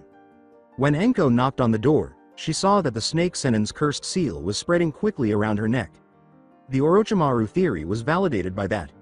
Wincing as the pain grew, she screamed, How the hell did that bastard get into Konoha in the first place? Suddenly, the tower lights came on, indicating the arrival of another team. As the children assembled the scrolls, the Jonins in the room stiffened. But before they could do so, the three genin they had been concerned about emerged from a whirl of leaves that had entered the so-called secure room. Haruka was also a member of the Shushin and was attached to Lee. She was supposed to show up for Team 7's unscrolling. Kakashi was the first to notice his youngest genin's bloodied condition, while Lee and Shikamaru, who were also suffering from injuries, attempted to support Naruto. He was gripping his shoulder and blood was streaming out of it. Nobody questioned the identity of the Shushin's executioner. Naruto. Uzumaki. Kid. There were numerous other cries, requests for medical assistance, and a general feeling of panic throughout the room. For their part, the three genin for whom all the commotion was created continued to be apathetically detached. When Kakashi touched his bleeding pupil, Naruto just sighed and shifted the weight of the sword. Wait, the sword? Kakashi started cautiously. Naruto, is that? With a grimace, the genin concluded, Raijin? Everyone stopped talking because they were all staring at the three. Shikamaru complained, that hubby, Teme has a terrible sense of humor. Asuma asked in horror, her eyes widening, hubby, Teme? With his mouth twisted in a disgusted manner, Lee confirmed, Orochimaru. Naruto saved me and got himself injured. Guy began, Lee. But Naruto interrupted. He twirled the sword in his good hand and said, I'm fine, Guy. Sensei. Really? This is nothing but a flesh wound. And as for the sword, we got a piece of history back today. The Hokage himself then rushed through the doors to reveal the condition of his three most enigmatic genin and the weapon in one of their hands. Naruto. Hiruzen exclaimed, staring at the man. What in the world? Knowing that everyone was listening, Naruto muttered, can I just say something? This is why toads are so much better than snakes. However, your two best friends' recovery was incredible. Following the removal of Shikamaru's last bit of venom and the cleaning of his and Lee's wounds and bruises, they joined Naruto in the hospital wing, which he remained in despite his protests and his shoulder that had already healed, and talked about unimportant topics, at least to the guard watching them. Naturally, following the inevitable interrogation by the Hokage and Jonins, the official narrative stated that the three-person team was returning Shikamaru and that the enemy genin caused a slight delay. Other than Shikamaru, no one else had been hurt, as far as the other genin was aware. Fortunately, none of them had to endure this ordeal because Team 8 had arrived at the tower much earlier than they had in the previous timeline thanks to their superior tracking abilities. However, the three time travelers were asked the standard set of questions, which left their interrogators with more questions than answers. 2 evenings prior, as 2 Anbu medics contained his blood loss, one of them said, Uzumaki, we're going to elevate your arm and close the wound. Without bothering to inform them that his wound was already healing and that the Kurama had significantly reduced the pain, the boy nodded and sighed. Lee and Shikamaru stood a few feet away, their faces displaying concern. The Hokage and the other Konoha Jonins were behind those two. Undoubtedly, a lot of tumultuous thoughts were racing through their heads, the primary one being how Orochimaru managed to enter the exams undetected. When the medic covered the wound with his hand and applied green chakra, Naruto clenched his teeth. In actuality, this was the most painful part. Naruto stood up casually and headed for the door after the wound was finally bandaged, relieved to leave the sterile room. Kakashi put a restraining hand on his student's good shoulder and scowled, saying, Not so fast, Naruto. I think we all want to know just what happened back there. The boy gazed into his teacher's eyes and sighed. Kakashi observed that he had a resigned expression in his eyes, as if he had tried to flee even though he knew he wouldn't succeed. Cyclops concealed a snort. That was how he had been, too. Unfazed by the sight of 10 elite Jonins and the Hokage himself, the genin were forced to sit down in 3 chairs that were positioned behind them. If anything, they appeared worn out but prepared for this. You 3. The Hokage said softly, smoothing his furrowed brow and removing his hat. In recent days, he had headaches that were always caused by these 3. Naruto was already a terrible character, but when you include the other 2. It was impossible for Lee to avoid feeling pity for the elderly man. Despite his past transgressions, he genuinely felt that he had acted in Naruto's and the village's best interests. They would do everything in their power to keep this man alive because he was carrying a heavy load. Just what exactly happened? Shikamaru looked at Naruto, who nodded discreetly while simply huffing air out of his nostrils. We had teamed up with Team 7, as well as Guy Sensei's team because we figured that the more the merrier. Anyway, nothing out of the ordinary happened until this afternoon. We were ambushed by snakes, which Naruto determined were summons. The most famous snake summoner is Orochimaru, so logically, that's who was attacking us. Addressing the woman in her bare clothing, Lee continued, Anko.san is also a snake summoner, but she obviously wouldn't attack us. Still remembering how Naruto had made her feel, she muttered to herself, don't be so sure of that kiddo. But now that she was certain that these children had stopped Orochimaru, the emotion had subsided. Naruto said, before that though, for the first time, we came across a massacre. There were 3 Autogen and all of them were drained of blood and just left there for the elements to take them. He witnessed the Hokage and the now visible Yamato, Taiko, also known as the Anbu Tori, exchanging glances. They were already aware of that, then. Naruto abruptly stated, there was something else though. The genin, they were killed by someone who had medical training. With genuine curiosity, Genma asked, how can you be so sure? Naruto felt a shadow move across his face, slashed throat and wrists, but still grinning. Naruto tried to halt the bleeding by saying, Genma, senpai, but he knew it was too late. Shizune shouted, Genma.kun, and threw herself over his lifeless body. With the last of his remaining strength, he coughed up blood and said, S. Sore. Sorry, Chan, company, couldn't. Genma passed away with one last grin, leaving a path of suffering in her wake. Senpai, because that's how you were killed. You lost your life defending Shizune Chan. When I was younger, I was in the hospital a lot. One of the doctors, Yakushi, or something like that, showed me how the way to both sever tenketsus, which incidentally, are located over arteries that, if cut, render a shinobi's ability to use chakra useless and deplete them of chakra very quickly so that they die in 5 minutes, give or take. Naruto didn't like that he could manipulate people so effectively, and he wasn't sure when he had become such a skilled liar. He had visited the hospital several times as a child, it's true, but he had never met Kabuto's family. However, it wouldn't hurt to give some Kabuto related clues. Since the Hokage knew that his adoptive mother had been a Yakushi, he would have someone look into even the smallest detail, which is how he discovered Kabuto's name. There was a chilling silence in the room. With a serious expression on his face, Kakashi asked his pupil, and do you think that it was Orochimaru who did this? The boy stiffened, knowing that the way he responded would be crucial. We do not know. While it is entirely possible that Orochimaru could have killed those genin, it doesn't make sense as to why. Naturally, they already knew why Orochimaru killed his own people, so the Hokage didn't need to know. The fact that we were used rather than I was not overlooked. Sarutobi said they should continue. We, the 9 of us, were cut down by a very powerful wind jutsu, a jutsu that none of us had the ability to do. Lee went on. And then, without preamble, we were attacked by snake summons. There were hundreds, maybe thousands of them.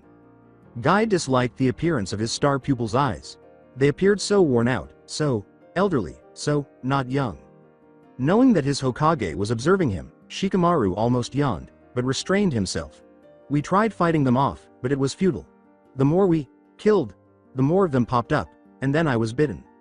Asuma overreacted just a little bit and asked incredulously, that's it? You were bitten? End of story? Hiruzen gave his son a worried look. Maybe he was being irrational with his student, and based on the frown on the student's face, he also believed that. Shikamaru curtly replied, no, that's not it. And the wound in Naruto's shoulder proves that the story had a different end.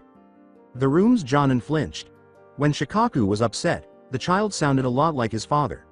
The Naris were frightening because of their tone, not because they had to raise their voices. It resembled a parent reprimanding their child in a manner that made you feel less intelligent than the local moron. Lee said, Shika couldn't stand. The poison was spreading rapidly, and his leg was swelling as well. The sharp eyes of Naruto pierced everyone in the room and rested on the Hokage, saying, what happened next is something that all of you can infer. Examining his ancestor's sword, he skillfully twirled Raijin. Many in the room began to think that perhaps these children. No, that was impossible, because he sounded exactly like an Anbu leader at that moment. The others left because we told them to. Shikamaru is our responsibility, and we take care of our own. But the other general, Lee abruptly interrupted Aoba, saying, wouldn't be able to deal with what we dealt with. This made Guy look at his student bewildered once more. It was the most authoritative and forceful tone he had ever heard from his student. The spandex clad man, boy sighed, feeling like everyone was watching him. The fact that he was no longer 23 kept slipping his mind. His speech was not that of a 23-year-old. But the damage was already done. He couldn't take back what he said. Fortunately, he was saved by his Hokage. Naruto paused and glanced at his brothers in combat, noticing that they agreed with his statement. We are different. We are stronger than those in our generation due to hard work. Some may call us prodigies. It was useless to hide their skills. Well, most of them. Though the people of the present were unaware of it, Naruto let out a bitter laugh that was full of regret and what-ifs. He inhaled deeply while looking directly into the eyes of the current Hokage. For years, people underestimated us. With Shikamaru, it was because he was just plain lazy. With Lee, it was because he couldn't do ninjutsu or genjutsu. And me? Well, you all know why. Everyone in the room recoiled. Before anyone says anything else, yes. Naruto indicated the other two, they know. Shikamaru stifled a glare at Sarutobi and said, I figured it out a long time ago. He was the reason Naruto had developed in this manner. He might have been too hard on the old man, but there was no denying the facts. In fact, according to his timeline, Shikamaru had learned about the Kyuubi following the Chunin exams, at which point he had confronted his father, who had then told him the rest of the tale. The glares, the name calling, some of the senseis purposefully failing him. It all made sense once I learned his birth date. October 10th, the day the Kyuubi attacked. No one was able to view their cherished village in the same light after Naruto eventually revealed his burden to everyone. Lee hesitated for a few moments, trying to think of the right words to use. Unrepentant, Lee muttered in a low voice, and when Naruto-kun told me, I blamed you, Hokage. Sama. Wondering how his friend could have said that, Naruto gave him a startled look. Quiet. Utter quiet. The elderly man flinched as though he had been slapped, his past regrets returning to haunt him. The Hokage appeared to be his entire age at that precise moment, down to the last crease. The Jonin were muttering to each other. Lee. You can't. Guy began to reprimand his pupil, even though he really didn't want to, but his leader interrupted him. To everyone's astonishment, he said quietly, No, Guy-kun. Lee is absolutely correct. He bowed his head at the child who shouldn't have had to endure the suffering he did, saying, I have failed you, Naruto. In so many ways. No family, no friends, no parents. Naruto had grown up alone because of him. He had explained the ceiling to the village. He was to blame. At this moment, Naruto felt his heart in his throat. He shot Lee a scathing glance, but Lee had no remorse for what he had said. Stop it, Gigi. Naruto got up and hurried over to Sarutobi, his eyes on the verge of welling. Stop it. The Hokage noticed a melancholy smile on his pseudo-grandson's face as his head rose. What's done, is done. I will agree that what Lee said has some merit to it, but I'm a ninja now, a shinobi of Konoha. Kyuubi or not, I'm here, and I'm going to stay Dabbeo. The blonde's face broke into a genuine smile, saying the childhood phrase for which he was so well known felt good. Naruto. Naruto turned to Shikamaru and said, like I said, what's done is done. However, what we do need to focus on is the present. The others weren't sure if the Nara was bowing to Naruto or Sarutobi at this point. These three were loyal to one another in a way that was similar to that of people who had endured hardships together and knew one another better than they knew themselves. Like Naruto said, we are different. We are stronger than the others, and I have no qualms in saying this. Though we have hid this strength for some time now, we knew that if anyone faced Orochimaru, it would have to be us. I believe though, that the time has come to stop hiding most of our abilities. No one asked Lee where he got the information that Orochimaru left Konoha because he was found experimenting with human body parts. Genin was unaware of it, and the lowest level shinobi most certainly did not have access to Jonin archives.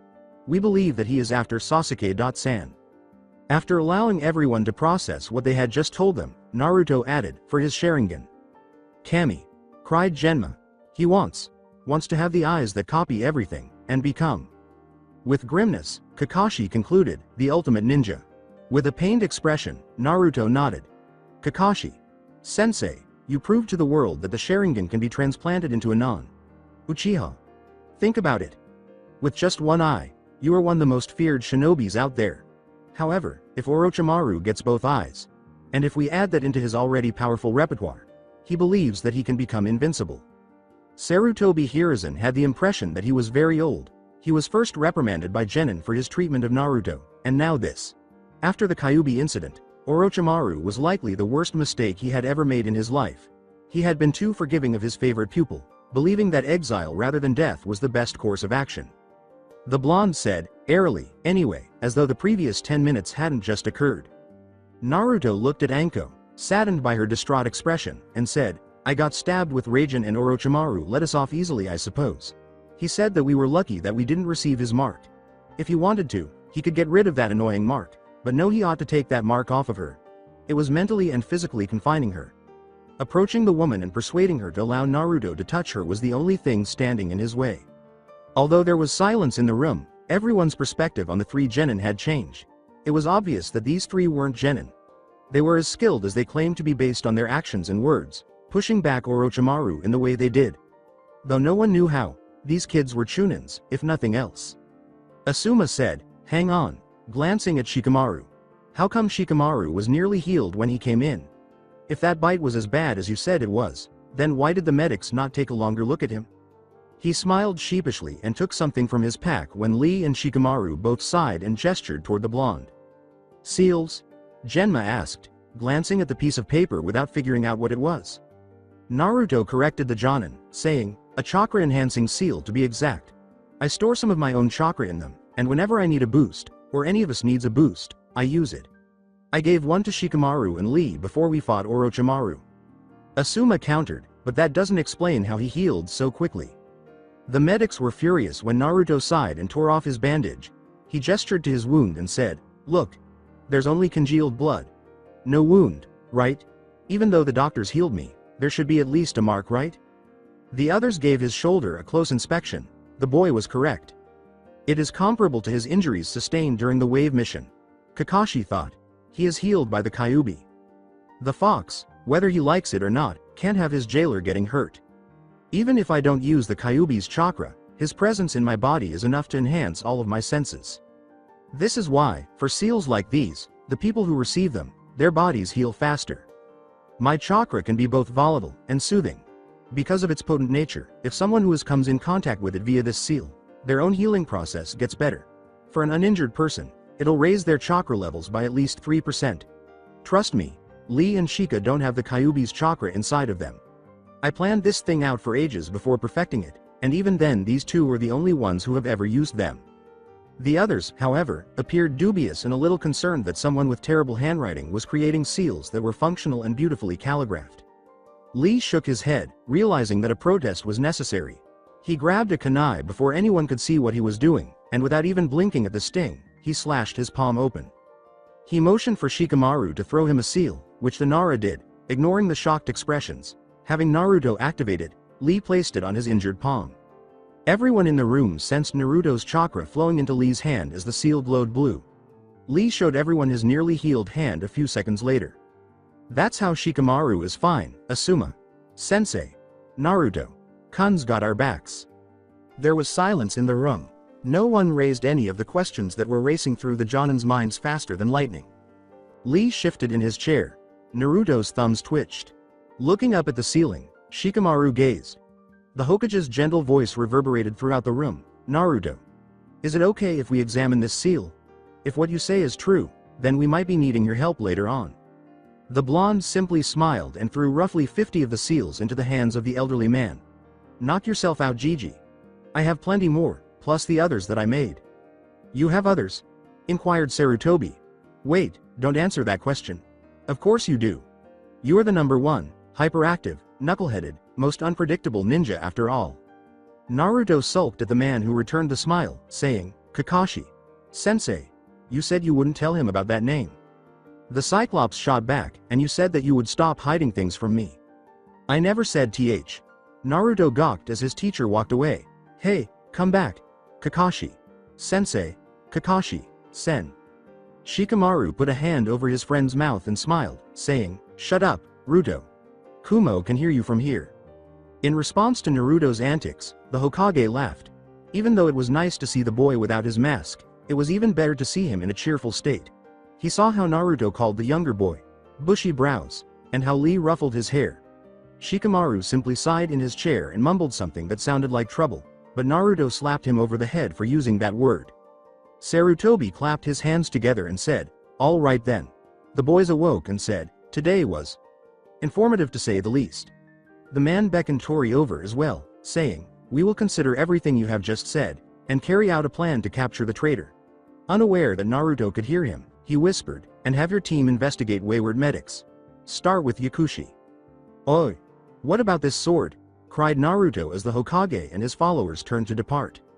With a gentle smile on his face, the elderly man turned to face his favorite genin, who was brandishing, or rather, circling, his sensei's sword. Sarutobi remained silent until he got to the door. Keep it. Sputtering, Naruto gazed at the awesome sword as if it were a hot poker, but with a gentle reprimand, Sarutobi said, Now, Naruto. I said, keep it. After all, it is yours by right of conquest, in a way. Before Naruto could dispute the matter, he departed the room, at last experiencing some measure of calm. It's yours by birth, Naruto. Use it well. The Hokage was unaware, or rather, indifferent too, that the Jonin behind him, excluding Kakashi, were finally comprehending the significance of his last words. The blonde hair? Senju? The blue eyes? Namikaze. Well damn. The freakin' Datbayos. Uzumaki. The toad comment, his last name. I already said his last name, idiot, his birthday. The sword. They looked at Kakashi, who returned and was cleverly ignoring them, which only served to confirm their hypothesis. How did we not make the connection? Naruto returned to the room, smirking, and used a scroll to seal his new sword. They had overlooked a crucial question in the midst of all the confusion and excitement. What makes toads superior to snakes? But that was 2 days ago. What they had told the elite ninjas didn't matter to the three of them. They were aware that what they had disclosed would ultimately benefit Konoha. So what if they caused suspicion? Furthermore, Naruto would be able to regain his reputation and hero status sooner if he received some early recognition. Finally releasing the tension they had been experiencing felt good. With this new knowledge, hopefully, the invasion would not cause as many casualties as the previous one, with the Hokage being the primary casualty. Naruto was formally released from his prison cell as of yesterday. The three genin met up with the six they had forced to flee, grateful to be on the move once more. They were all concerned that they hadn't seen their rivals, friends, or acquaintances in a while, but they were temporarily placated after hearing the Hokage's cover story. Since the 5 days would end tomorrow, the preliminary work was scheduled to begin then. Being the teams arriving tomorrow and then finding out you had to fight immediately after was a terrible experience. Gaara's team was first, of course. Naturally, it was difficult to avoid being the first when the motto was, kill thy enemy. Right now, Naruto, Shikamaru, and Lee were idly lingering in the section reserved for the remaining Konoha nin. Despite their relaxed stances, their eyes were closely observing the 12 genin other than themselves, paying particular attention to Kabuto. His teammates didn't matter. While chatting with his teammates, who had undoubtedly lost loved ones in the conflict, the silver-haired genin was jokingly laughing at something that one of the others had said. Nobody noticed, though, how the smiles and laughter didn't reach his eyes or how Kabuto occasionally stole glances at Naruto, Lee, and Shika. Kabuto thought that his face had been hooded when he first appeared during the altercation with Orochimaru, which is why they couldn't see it. He would normally be correct, but the three-time travelers were clearly aware of the traitor's identity. He was likely waiting for his master's orders, but he wanted to get rid of them as soon as possible. Lee popped a grape into his mouth and muttered, "He's looking at us again."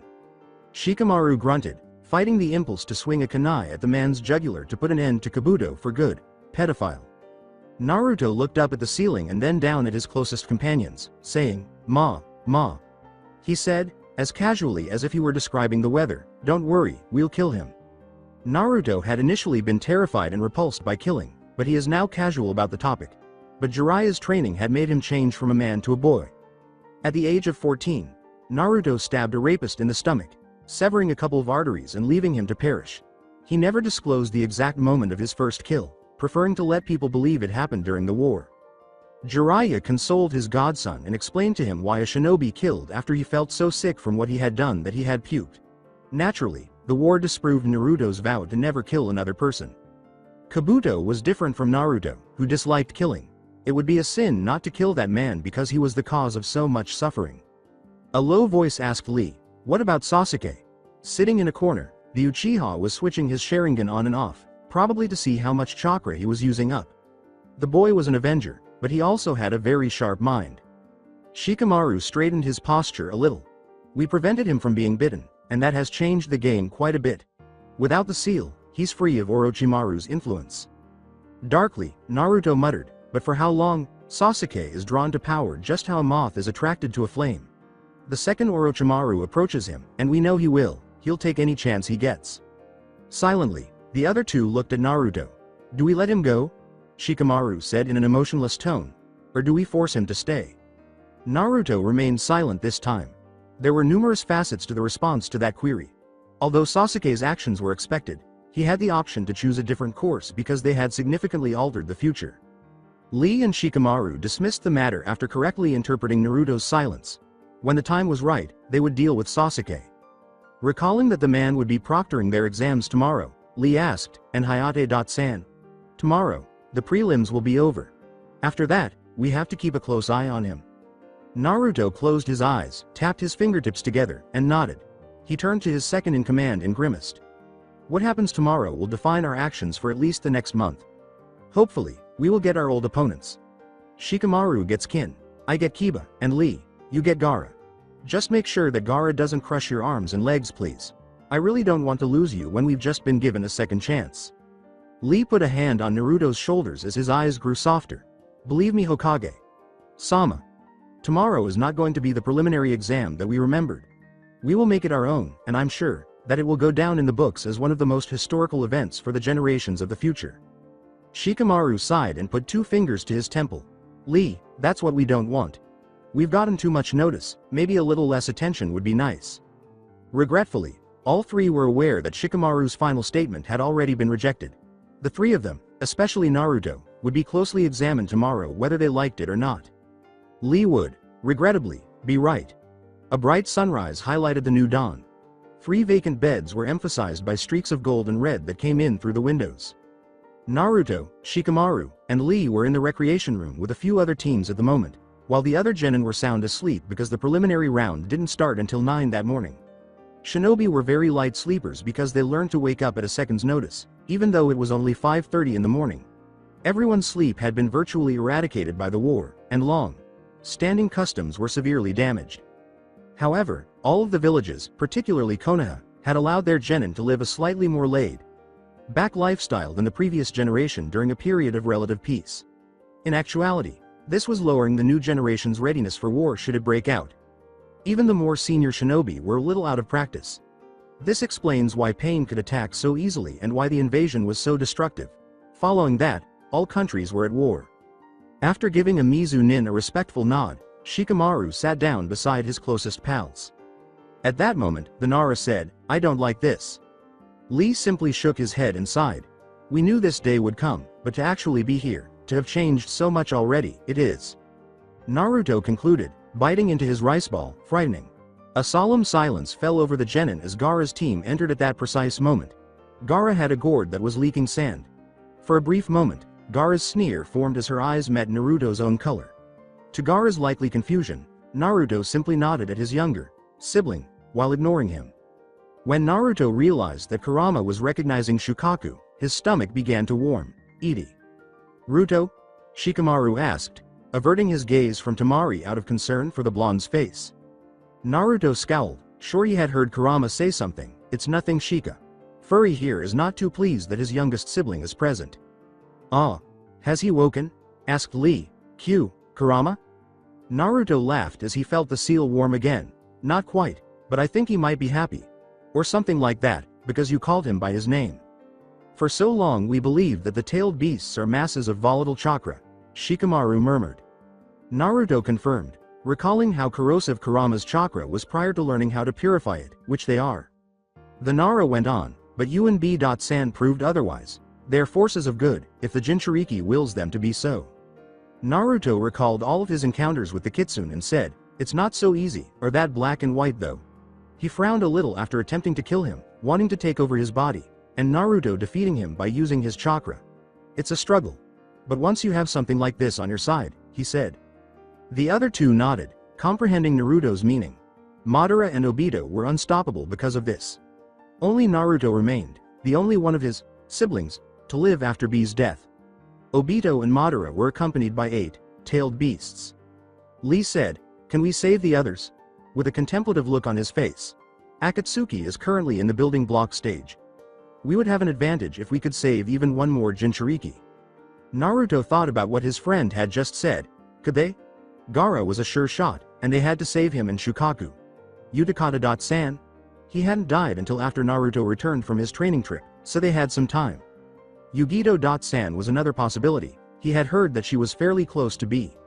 Roshi had also been killed by Akatsuki, and, to be honest, Naruto did want to save the man.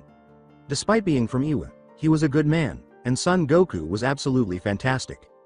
At this point, both Isobe and Yagura were under Madara's control. He was unsure whether the reign of terror in Kiri had ended, but based on the genin in the exams, it possibly had, meaning that Yagura was already gone.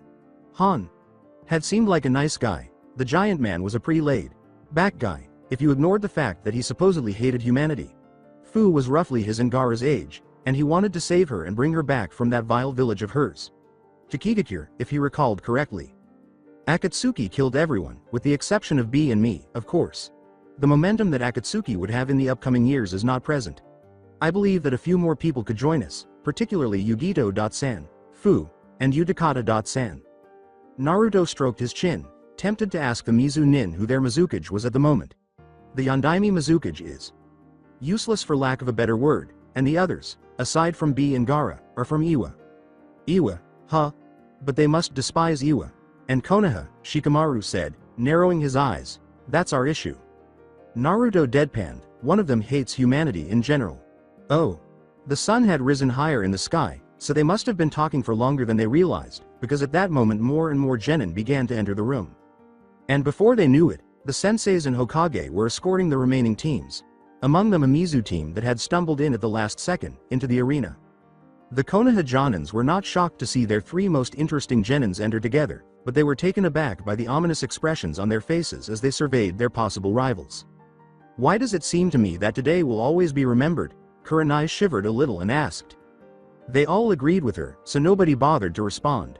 Almost half of the teams had been eliminated, so there were only about 30 genin left, and Sarutobi looked at them, waiting for everyone to stop talking before he spoke. As his gaze swept over them, some of the genin winced. Congratulations on passing the second stage of the exam. But this is where your real test starts.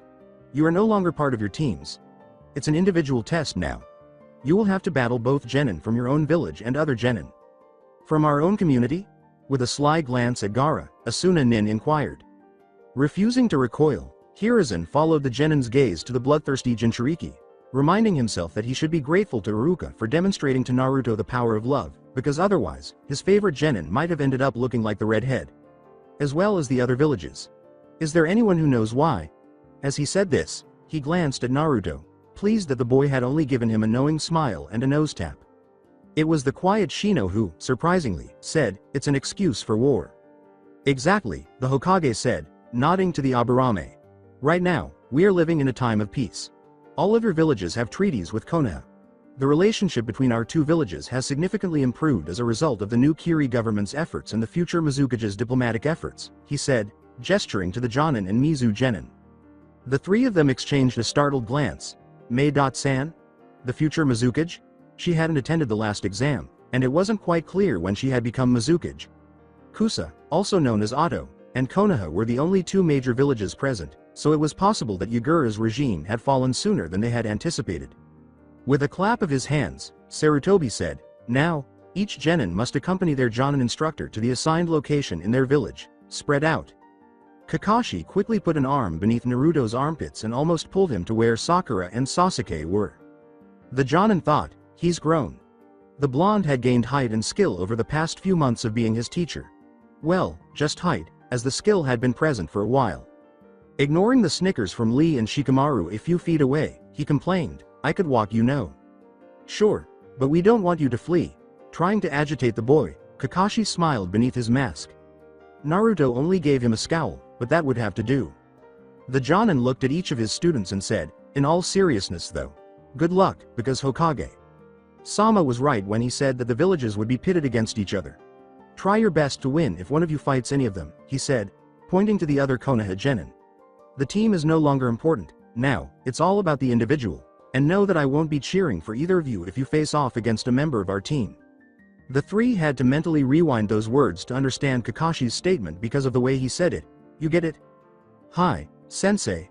Sasuke's voice was very quiet, but three voices joined in. Well, don't die, Kakashi said with another smile as he turned back to face the arena. Before the bewildered girl could question their sensei, Naruto said, don't Sakura. It's his way of letting us know that he cares. Naruto kicked the older man in the shin simply because he could. Gecko Hayate said in a raspy voice and coughed a little down in the arena. I'm this part of the exam's proctor. Gecko Hayate is my name. He glanced around and saw that no one was talking. If there are no questions, he said, I will end the match if I determine that one of the competitors is a clear winner. Hold on, sir, Kabuto's voice echoed through the arena. He looked around, pretending to be sheepish or scared. I wish to forfeit. With no sign of surprise, Sarutobi observed Naruto, Shikamaru, and Lee all narrow their eyes at the genin. What's your name? Ready to cross him off the roster, he asked. With a concealed smirk, Kabuto turned to face the Hokage and said, Kabuto Hokage. Sama, Yakushi Kabuto. The Konoha Jonins jerked to attention at the name, glancing from Naruto to the older team to see if the blonde knew him at all. Yakushi. Yes, Sarutobi did recognize that name. Naruto had claimed that the Auto genin were killed by scalpels, and he was left alone, primarily volunteering in the hospital. Naruto's reaction suggested that the older genin was a person of interest. Would a Konoha nin actually be recruited by Orochimaru? It's likely that the boy had been disloyal to Konoha for a while. He snapped his fingers and Genma was at his side in an instant. This Jonin will escort you out. All right, Kabuto.kun. Unaware that his movements would be tracked by Anbu around the clock from now until the final exams, Kabuto gave Genma what seemed to be a grateful glance. With no emotion at all, Hayate glanced at the first two names. First match, Akado Yoroi vs Uchiha Sasuke. I wish you luck, Sasuke.kun. At that moment, Ino and Sakura exchanged glares after saying this, and Kakashi patted the boy on the shoulder while Naruto nodded, demonstrating good sportsmanship. Instead of appearing nervous, the boy's eyes glinted with a promise of pain for the other genin on Kabuto's team. When they were both in the arena, Hayate shouted, begin, and held up his hand. Sasuke was stronger than in the preliminaries of the previous timeline, since he was not hampered by the cursed seal. Akado attacked first, not realizing that Sasuke had his Sharingan out, but it was initially a battle of nerves, with no one making the first move. In an instant, Sasuke was behind Akado, aiming to strike the boy's spinal nerve, rendering him unconscious or temporarily paralyzed. The Uchiha were unaware that the other genin employed a unique jutsu, the chakra absorption jutsu. Akado turned and put a hand on Sasuke's leg, sucking out his chakra just as he was about to break his arm. When Sasuke fell to the ground from midair, frantically attempting to maintain a respectable level of chakra, there was a collective wince. He would not lose to this pathetic boy. He could not lose to this pathetic boy. Sasuke knelt down and looked around to see what could help him out here. He would have to immobilize his arms because the kid's attacks were only fatal if they came into direct contact with them. Sasuke moved away from the boy again, this time running around him, making a circle around the genin, moving faster than most could see and conscious of his slightly diminished chakra levels. He appeared to be a blur, but his Sharingan was watching every move the boy made.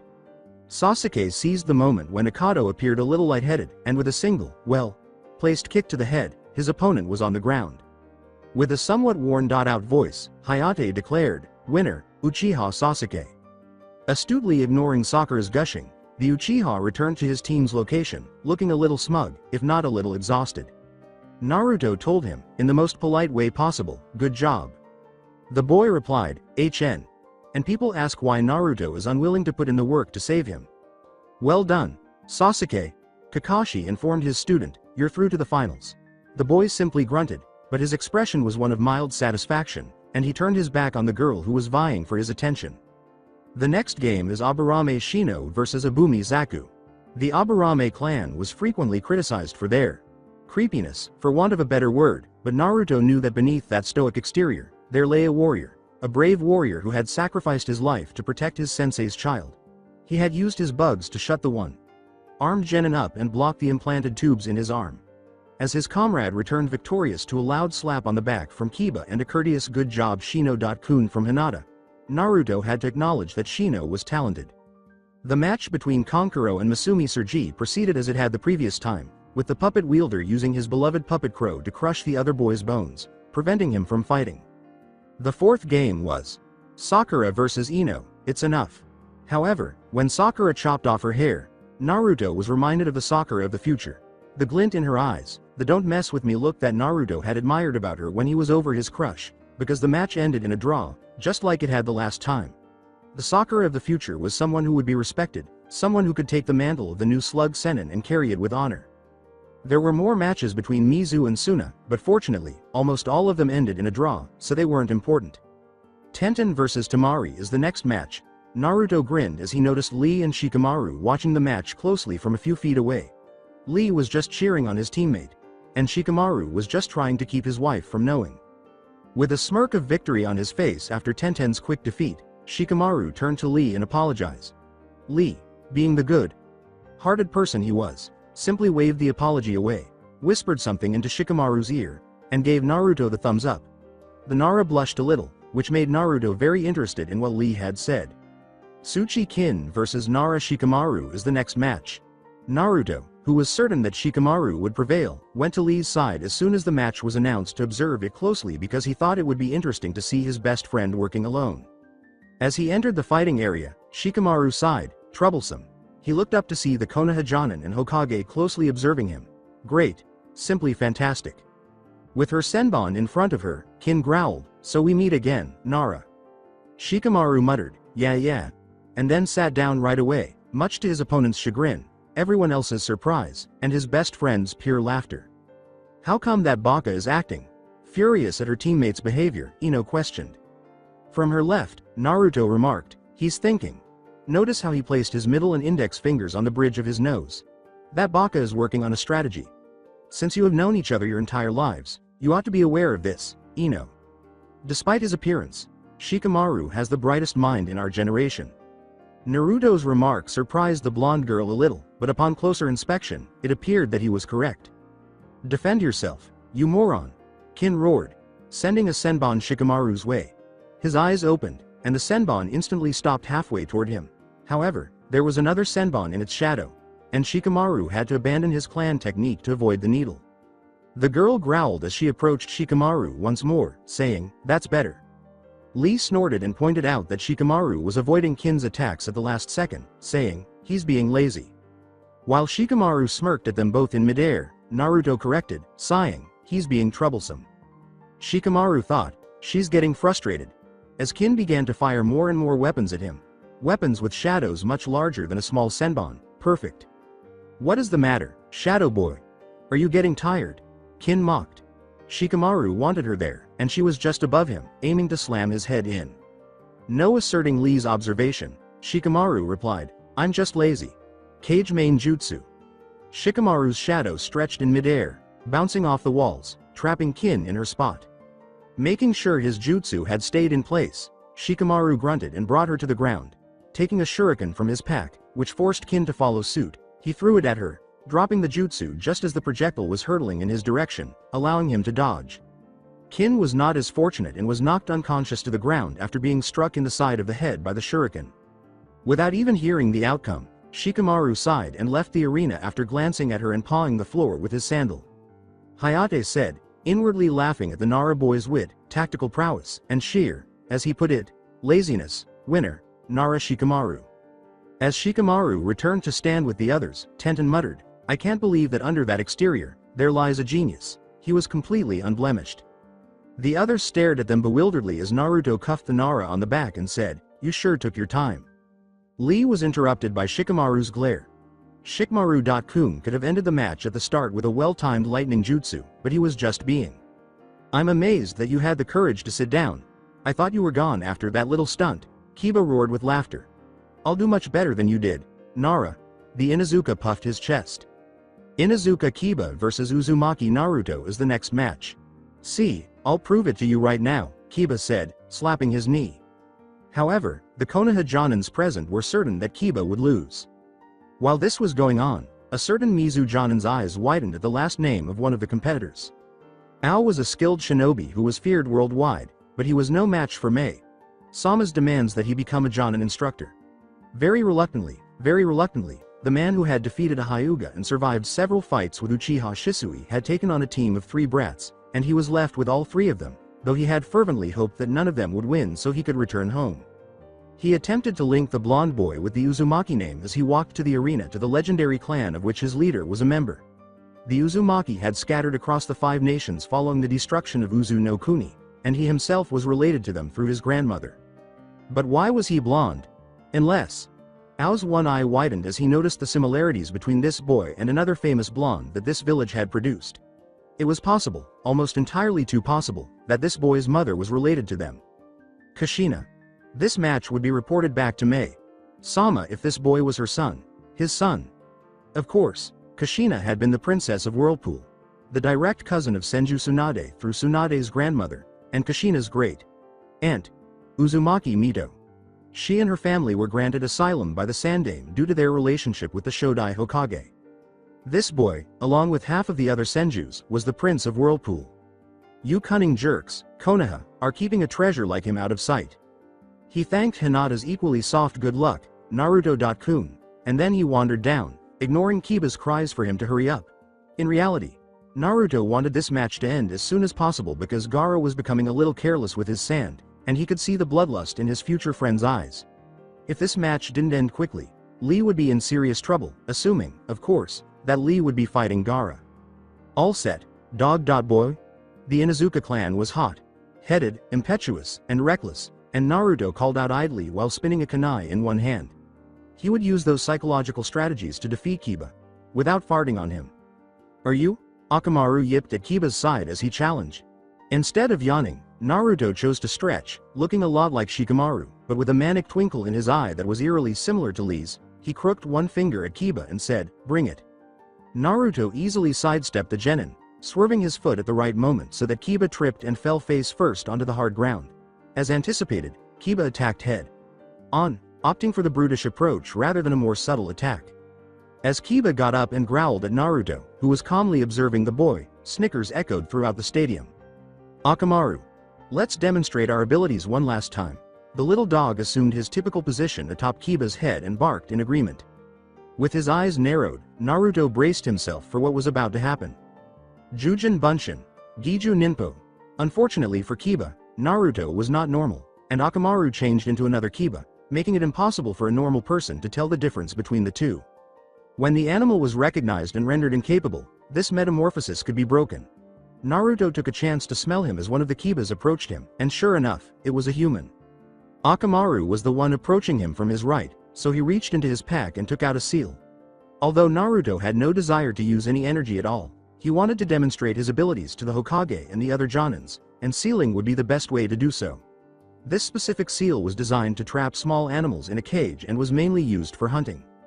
He placed the seal on his arm, where he knew Akamaru would attack him because Naruto had deliberately left himself exposed. As planned, Akamaru grabbed him by the right arm, and Naruto grinned while yelling, "Fujin!" and putting one hand in a ram seal. When a puff of smoke engulfed the supposedly dead last, Kiba, the real one, stopped in his tracks and saw his beloved dog in a cage with Naruto giving him a foolish smile. Naruto snarled and placed the cage on the ground, saying, "Give up, Kiba. Akamaru is trapped, your jutsu has been cancelled." The Inuzuka shook his head angrily and flashed his teeth at Naruto, saying, "Let Akamaru go." Kurenai palmed her face up in the stands. Naruto had been cornering his opponent for less than 5 minutes without even moving. "Come and get him," Naruto said with a courteous smile as he moved aside and covertly made a shadow clone. With the intention of freeing his beloved companion from that iron prison, Kiba charged at the cage. However, he failed to notice that Naruto had placed his hands inside a monkey seal, which released another seal on the cage's bottom.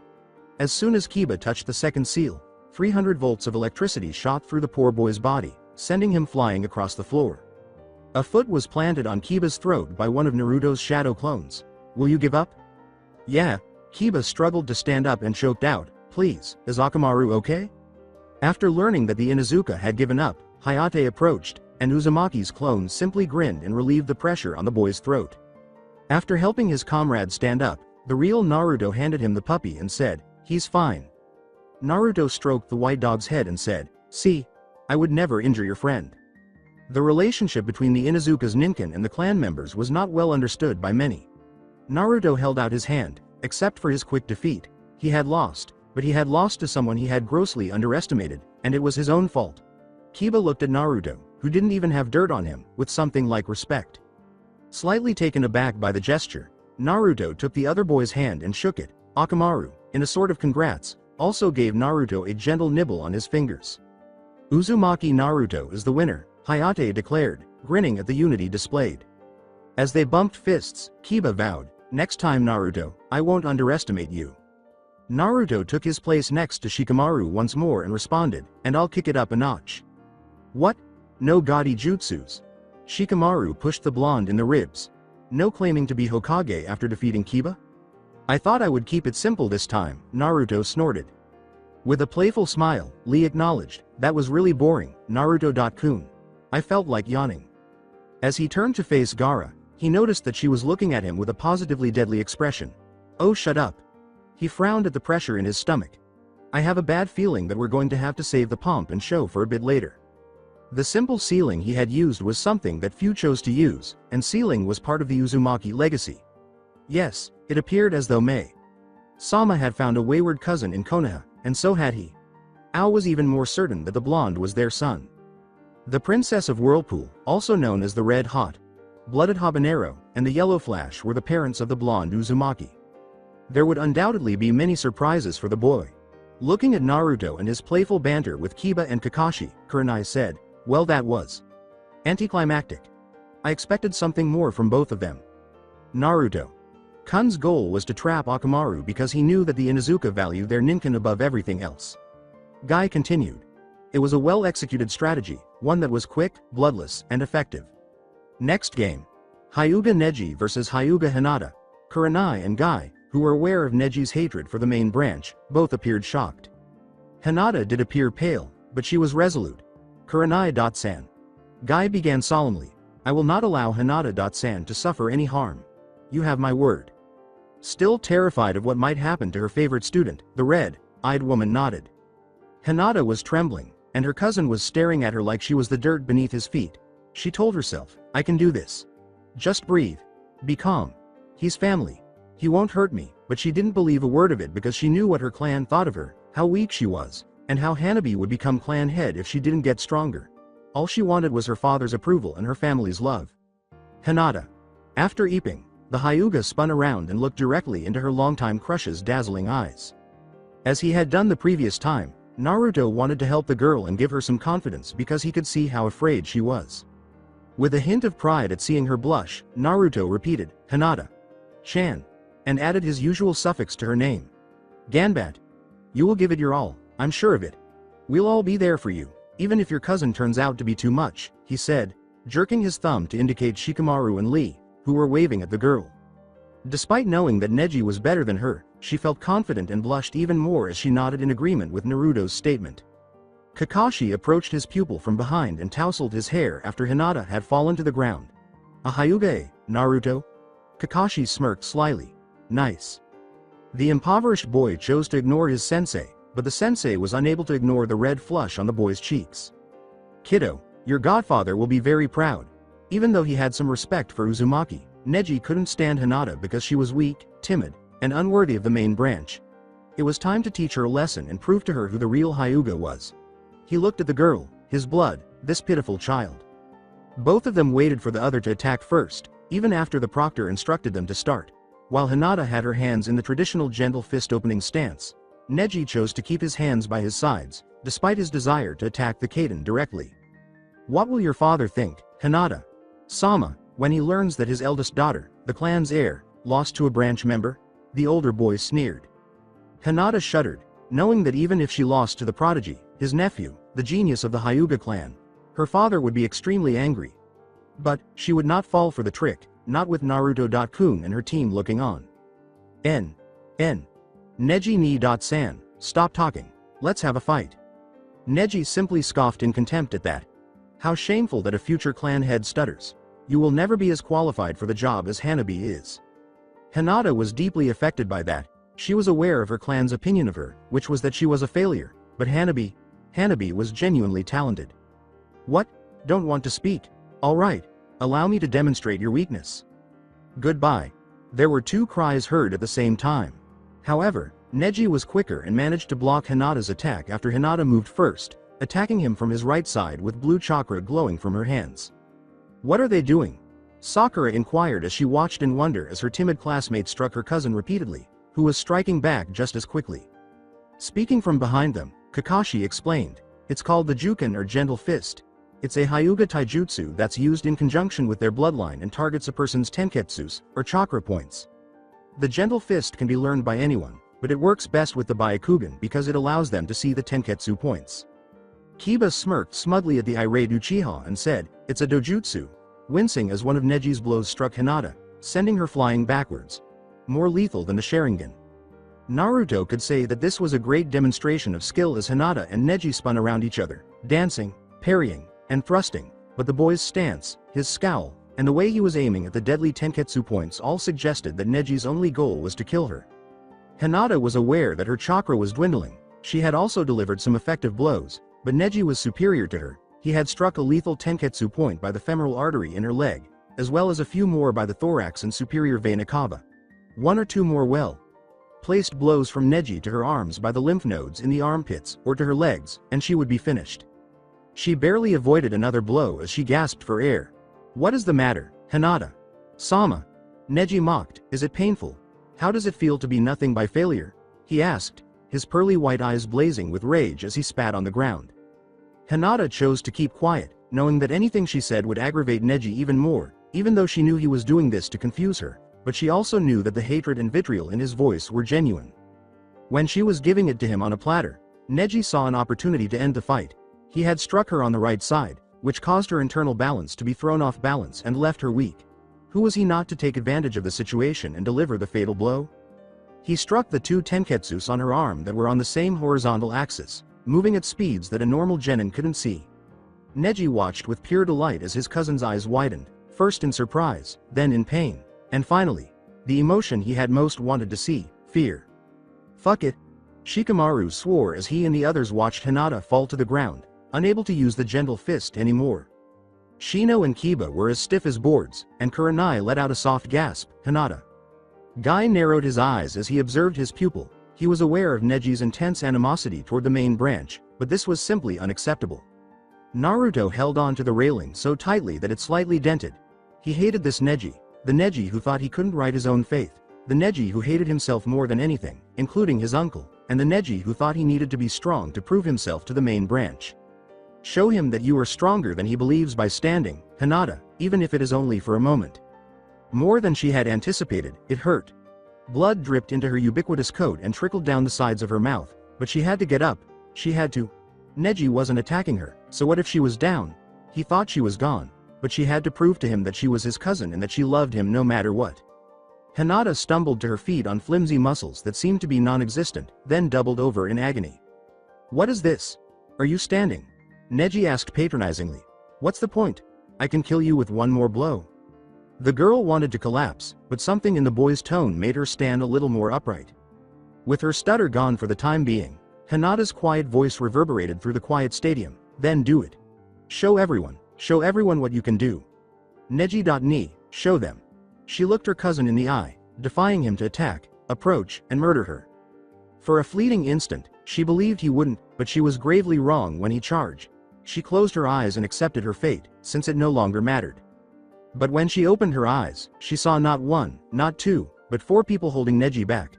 The proctor, who had Neji's hands behind his back, her cousin's teammate, the one in green, who was standing protectively over her, Guy Sensei, who was in front of her like his student, and Shikamaru, who was not Naruto but had Neji trapped within his shadow, meaning he couldn't move even if he wanted to. Neji, paralyzed, sneered, "More favoritism for the main branch, I see." "The match is over," Hayate growled. "Shut up, kid. You prevailed. When it was obvious who had won, we wouldn't let you kill." At that moment, Hinata lost her strength and collapsed, causing the medics to rush in. Not even Tenten offered Neji any congratulations as he returned to the others, and they all gave him a wide berth. Naruto whispered, "Let me ask you something, Hyuga. How many times did Hinata-chan actually use the seal on you, despite your claims that you despise her?" The fact that he received no response was not surprising. "Choji," sighed Asuma. Choji crossed his arms in defiance, realizing that Dosu was superior to him. "Sorry sensei, but after seeing what that boy could do in the forest, I won't fight him."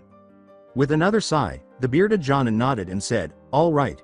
My student forfeits, Hayate." "Excellent." He coughed once more and looked at his roster, saying, "Last match. Rock Lee vs. Gaara of the Sand. The winner is Kinuta Dosu by reason of forfeit." Yosh. My energy for this match is exploding. Lee roared, pumping his fist. Shikamaru rubbed his battered eardrums and said, Lee, I'm standing right next to you. Sorry. Lee. Naruto spoke this time, and both Lee and Shikamaru became serious at the expression in the blonde's eye. Look at Gaara. With Hayate as far away from him as possible due to the sand he was radiating, the boy turned to the floor where Gaara was already. He, or rather, Shukaku, is desperate to murder you. Give up and let me handle the rest if and when things get sandy. In my stomach, Kurama is bouncing around, curious to see what his younger brother is up to. Lee said softly, Hi. Naruto was correct. Gaara did wish to kill him, and he wouldn't let his arms and legs be crushed the way they had the last time. I have a young student named Lee. With a beaming smile, Guy ran to him and said, I don't know what Naruto-kun just said, but pay attention to him and try your hardest. Naruto didn't want to witness that scene at the moment, so he gave Lee a non-discreet foot bump until Lee eventually made the decision to cartwheel down to the arena. The tears that came to Lee's eyes were exactly like the ones that had been there before Guy and Lee had one of their crashing waves under a sunset moment. Shikamaru muttered, I swear to Kami. Uncertain of what he wanted to say, he was unable to continue. He was so green. That wouldn't do. Gaara observed this monstrosity that his mother wanted to kill so much. He wanted to see it blossom from the wounds he would cause and become one gorgeous flower, the most crimson and rich of colors. Gaara, kill him for your mother, Shukaku muttered sultrily to himself. Yes, mother, was Gaara's monotonous response. Gaara was eager to get this over with as soon as possible, but Lee wouldn't allow that to happen, so he would keep dodging as a tendril of rock.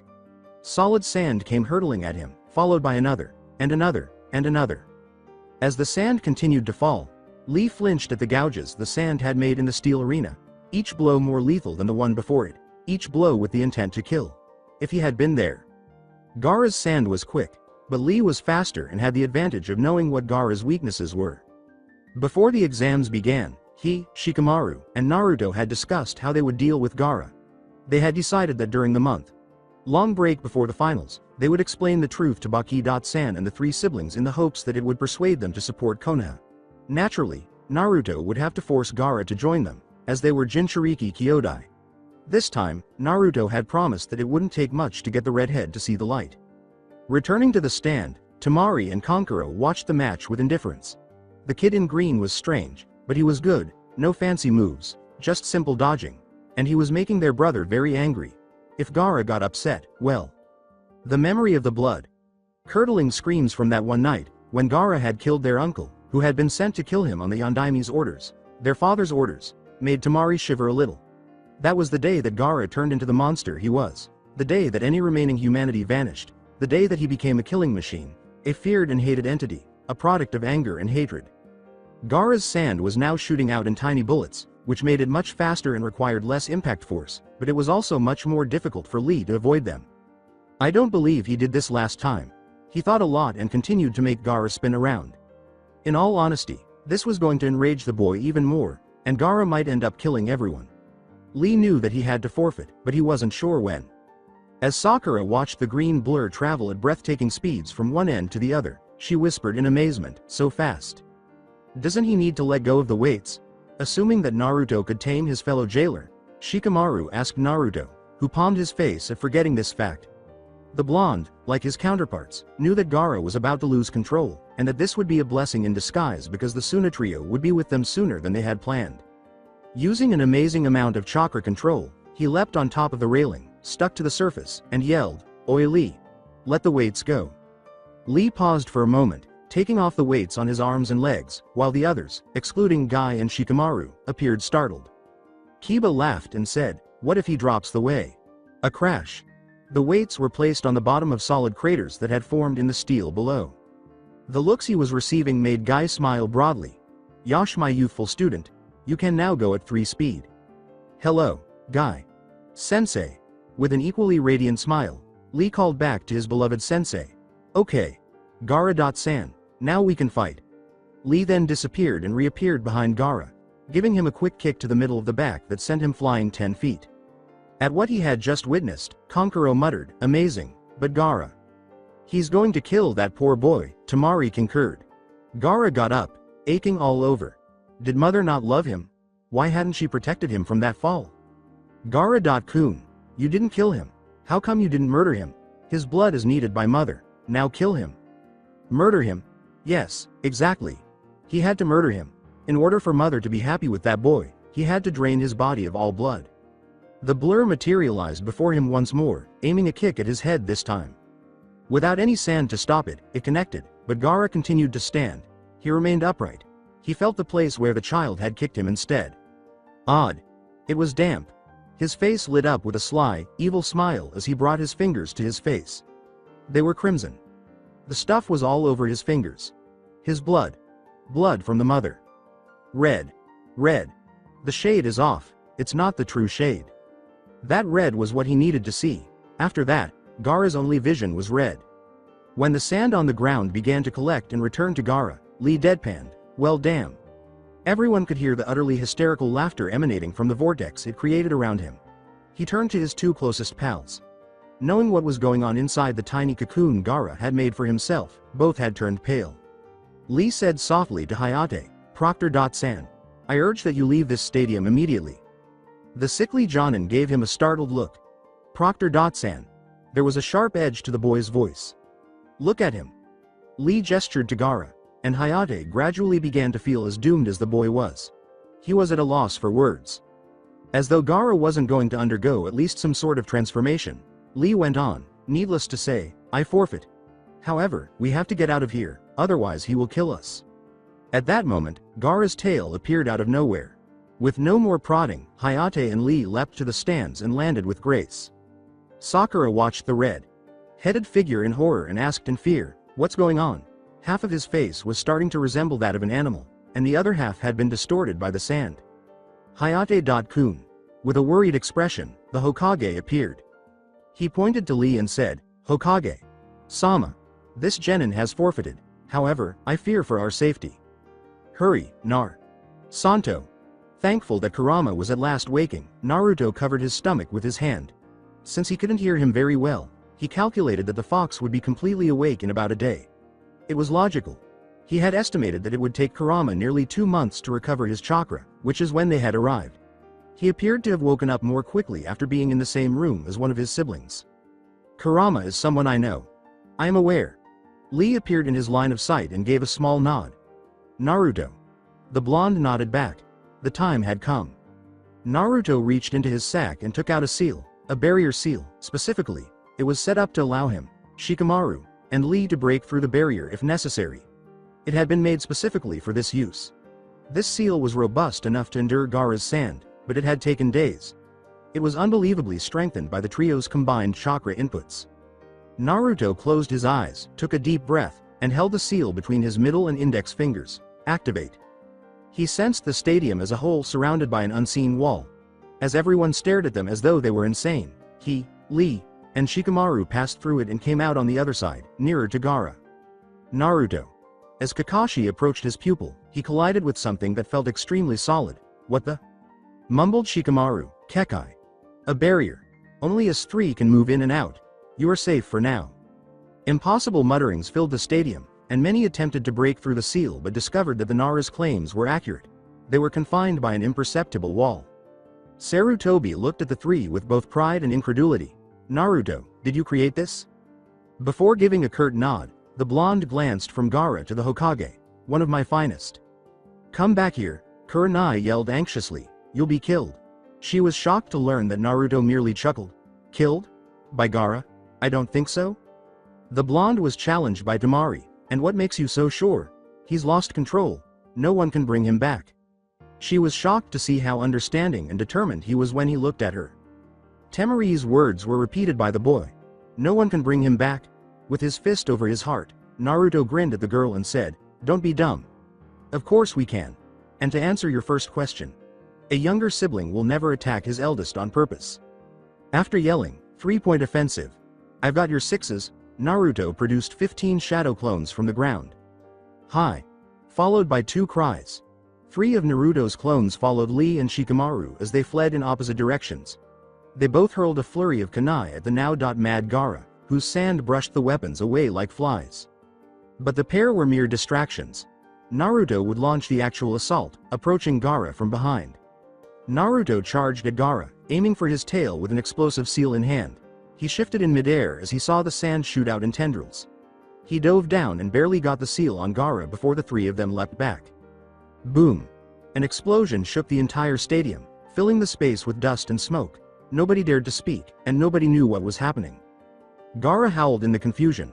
Frustrated, but not in pain. They had targeted his tail, which was the weakest part of his body. His tail would take longer to reform, but he was unharmed. Although it was hindered, he still had his complete defense. He cried out, clutching his face, "No, no!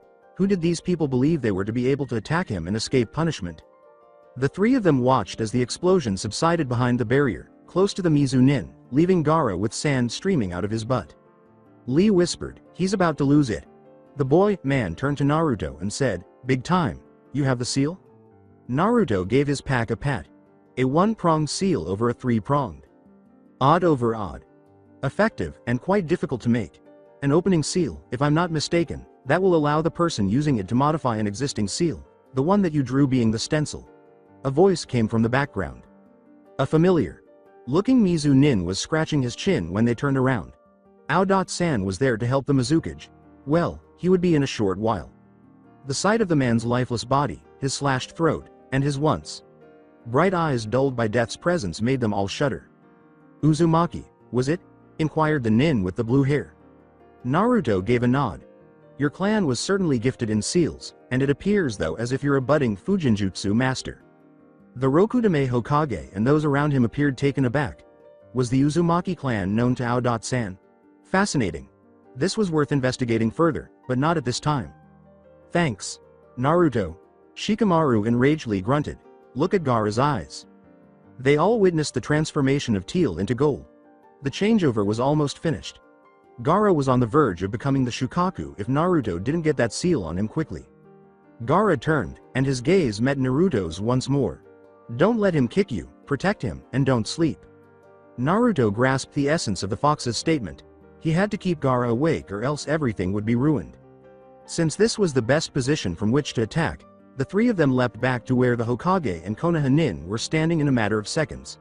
To focus, the three waved away any inquiries from the others, with the exception of Sasuke's envious and angry look.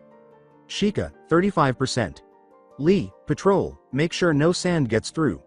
Naruto gave the order. Naruto cut his palm and smeared his own blood exactly over the middle of the seal, strengthening the one that already existed and putting the Shukaku to rest. It smoked at the edges and glowed a gorgeous golden color.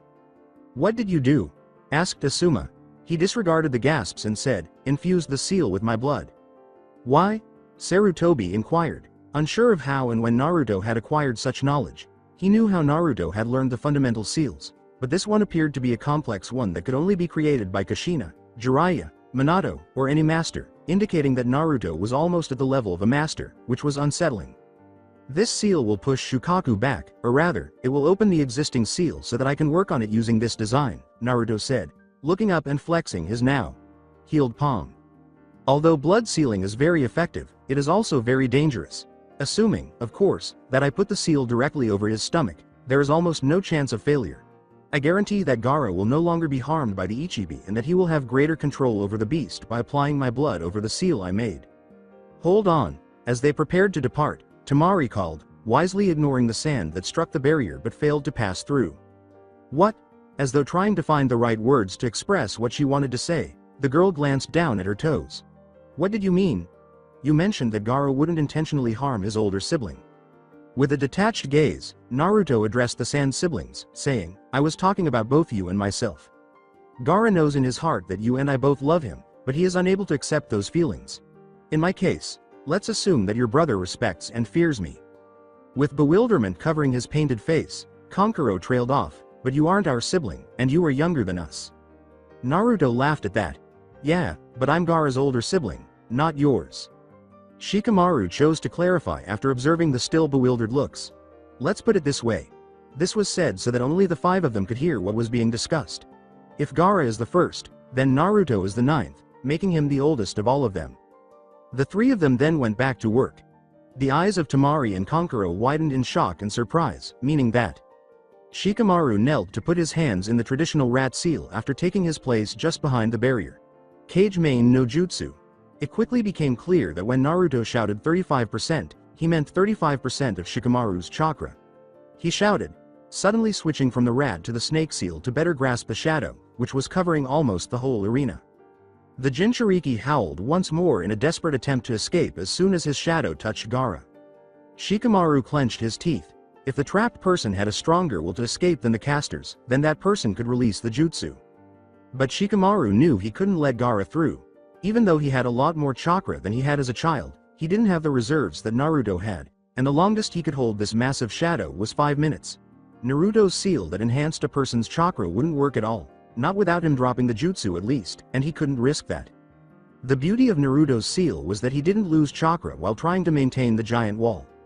Lee had abandoned his post on the arena's perimeter and had taken to distracting Gaara by darting from side to side, avoiding the sand that came his way, and becoming the target of numerous projectiles that bounced harmlessly on the barrier. Many people thought Naruto was standing in midair because he was standing atop his barrier, and Gaara didn't appear to be going to sleep anytime soon because Lee was making him feel lightheaded. He intoned, "Kage Bunshin no Jutsu." 4 clones were created. They knew what to do without the need for words. After the clones were made, Lee returned through the wall and landed beside a heavily perspiring Shikamaru. Oh no! Gaara was unable to move freely as the Nara fell to his knees, causing his shadow to slightly recede. Shikamaru. Around him, there were a variety of cries, and Lee stood guardedly behind him, preventing anyone from moving forward. Naruto. I can't take it any longer. Take action. No one man could hold a Biju in the shadow bind, and holding Shukaku was rapidly depleting his reserves, causing him to exert more chakra than necessary. Despite having only used 35% of his chakra, he could feel Gaara's will, or rather, Shukaku's will, overpowering him. Shikamaru's shadow prevented the sand from touching the clones, and the blonde nodded as the clones passed through the barrier, each snatching an arm or leg and pinning Gaara down. Will you just remain motionless? Naruto managed to startle Gaara with his roar, but he was unaware that Shukaku had detected some of Kurama's chakra and was responding accordingly. Naruto. Lee cried, noticing that Shikamaru's shadow was receding. Hurry up. Not just yet. He had bought Naruto at least a minute, the Nara muttered, directing an increasing amount of chakra toward maintaining the shadow. Lee jumped down to grab Gaara's partially changed face and held it to the ground when he saw how exhausted Shikamaru was. Leave it, Naruto commanded, referring to Shikamaru's shadow, now. Shikamaru had no choice but to comply, so he released Gaara, allowing him to roam freely. Gaara's sand caused Naruto's clones to pop away one by one. Lee, leave now. No, he refused to abandon his best friend in this place by himself. Hey Lee. Go. I said, and I refused. Naruto sighed in exasperation, knowing that he was powerless to alter Lee's extremely obstinate viewpoint. Sand was rapidly approaching them, and based on Shukaku's voice, Gaara had undergone a nearly total metamorphosis. However, for it to be final, he had to be asleep, which he wasn't. With his hand focused on wind chakra, Naruto tore Gaara's robe apart, revealing his stomach, which contained the Ichibi seal. He told himself that Chiyo.Ba Sama should be severely reprimanded for creating such a shaky seal. Even if Gaara didn't want to, he would eventually lose control. You got him, Lee? Affirmative. Naruto handed Lee a second barrier seal, which would activate upon Lee's command. Well then let go, and take this to reinforce the barrier, because this is going to get messy. Lee appeared to be trying to resist, but Naruto's look made it clear that his Hokage would not accept no this time. Lee reluctantly accepted the seal and left his friend with Naruto, who had made about 100 clones to hold Gaara in place. Naruto shouted, Fuin, as Lee activated the second seal. The entire arena fell silent for a single agonizing moment as everyone wondered whether or not whatever this blonde kid had done had been successful. And because nothing was happening, many people believed it hadn't. However, then, everyone in the stadium was blinded as the 2 Jinchuriki were engulfed in a swirl of red and blue chakra.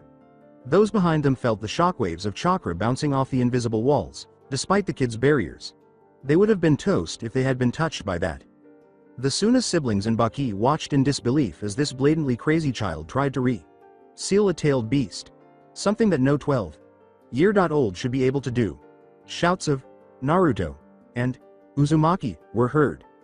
However, the impossible had occurred as the chakra haze cleared. Because Uzumaki Naruto appeared in the middle of the arena, his entire body covered in deep gashes, and he was carrying a now conscious Gaara on his shoulder. Even though his usual orange jumpsuit was ragged, He had a proud look on his face. Both barriers collapsed with a loud thud with a single-handed seal, and Naruto tiredly placed Gaara down where his siblings were. There was no sound at all in the stadium. Fearing what might happen, Temari and Kankuro hurried to Gaara's side but refused to touch him. Naruto simply gave a snort. He's sleeping. He smiled faintly at their terrified expressions. Relax. I fixed his problem. I modified the seal on his stomach, making him in control of the Ichibi, rather than the other way around. He won't hear from Shukaku unless he digs really, really deep. Trust me. It's true. This seal appeared far more elaborate than the last one. The two of them actually trusted this kid, despite his appearance, for some reason.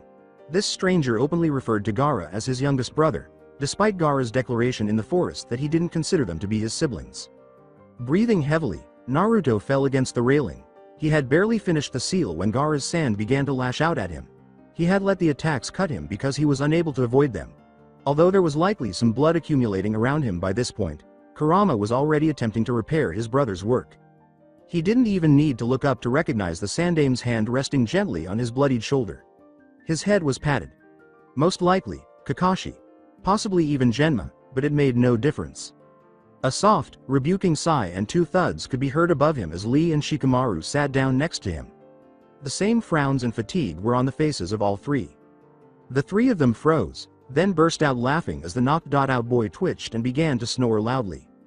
Ah, Lee sighed, dabbing at his tears. It appears that Gaara-kun is making up for the sleep he has missed over the past 12 years.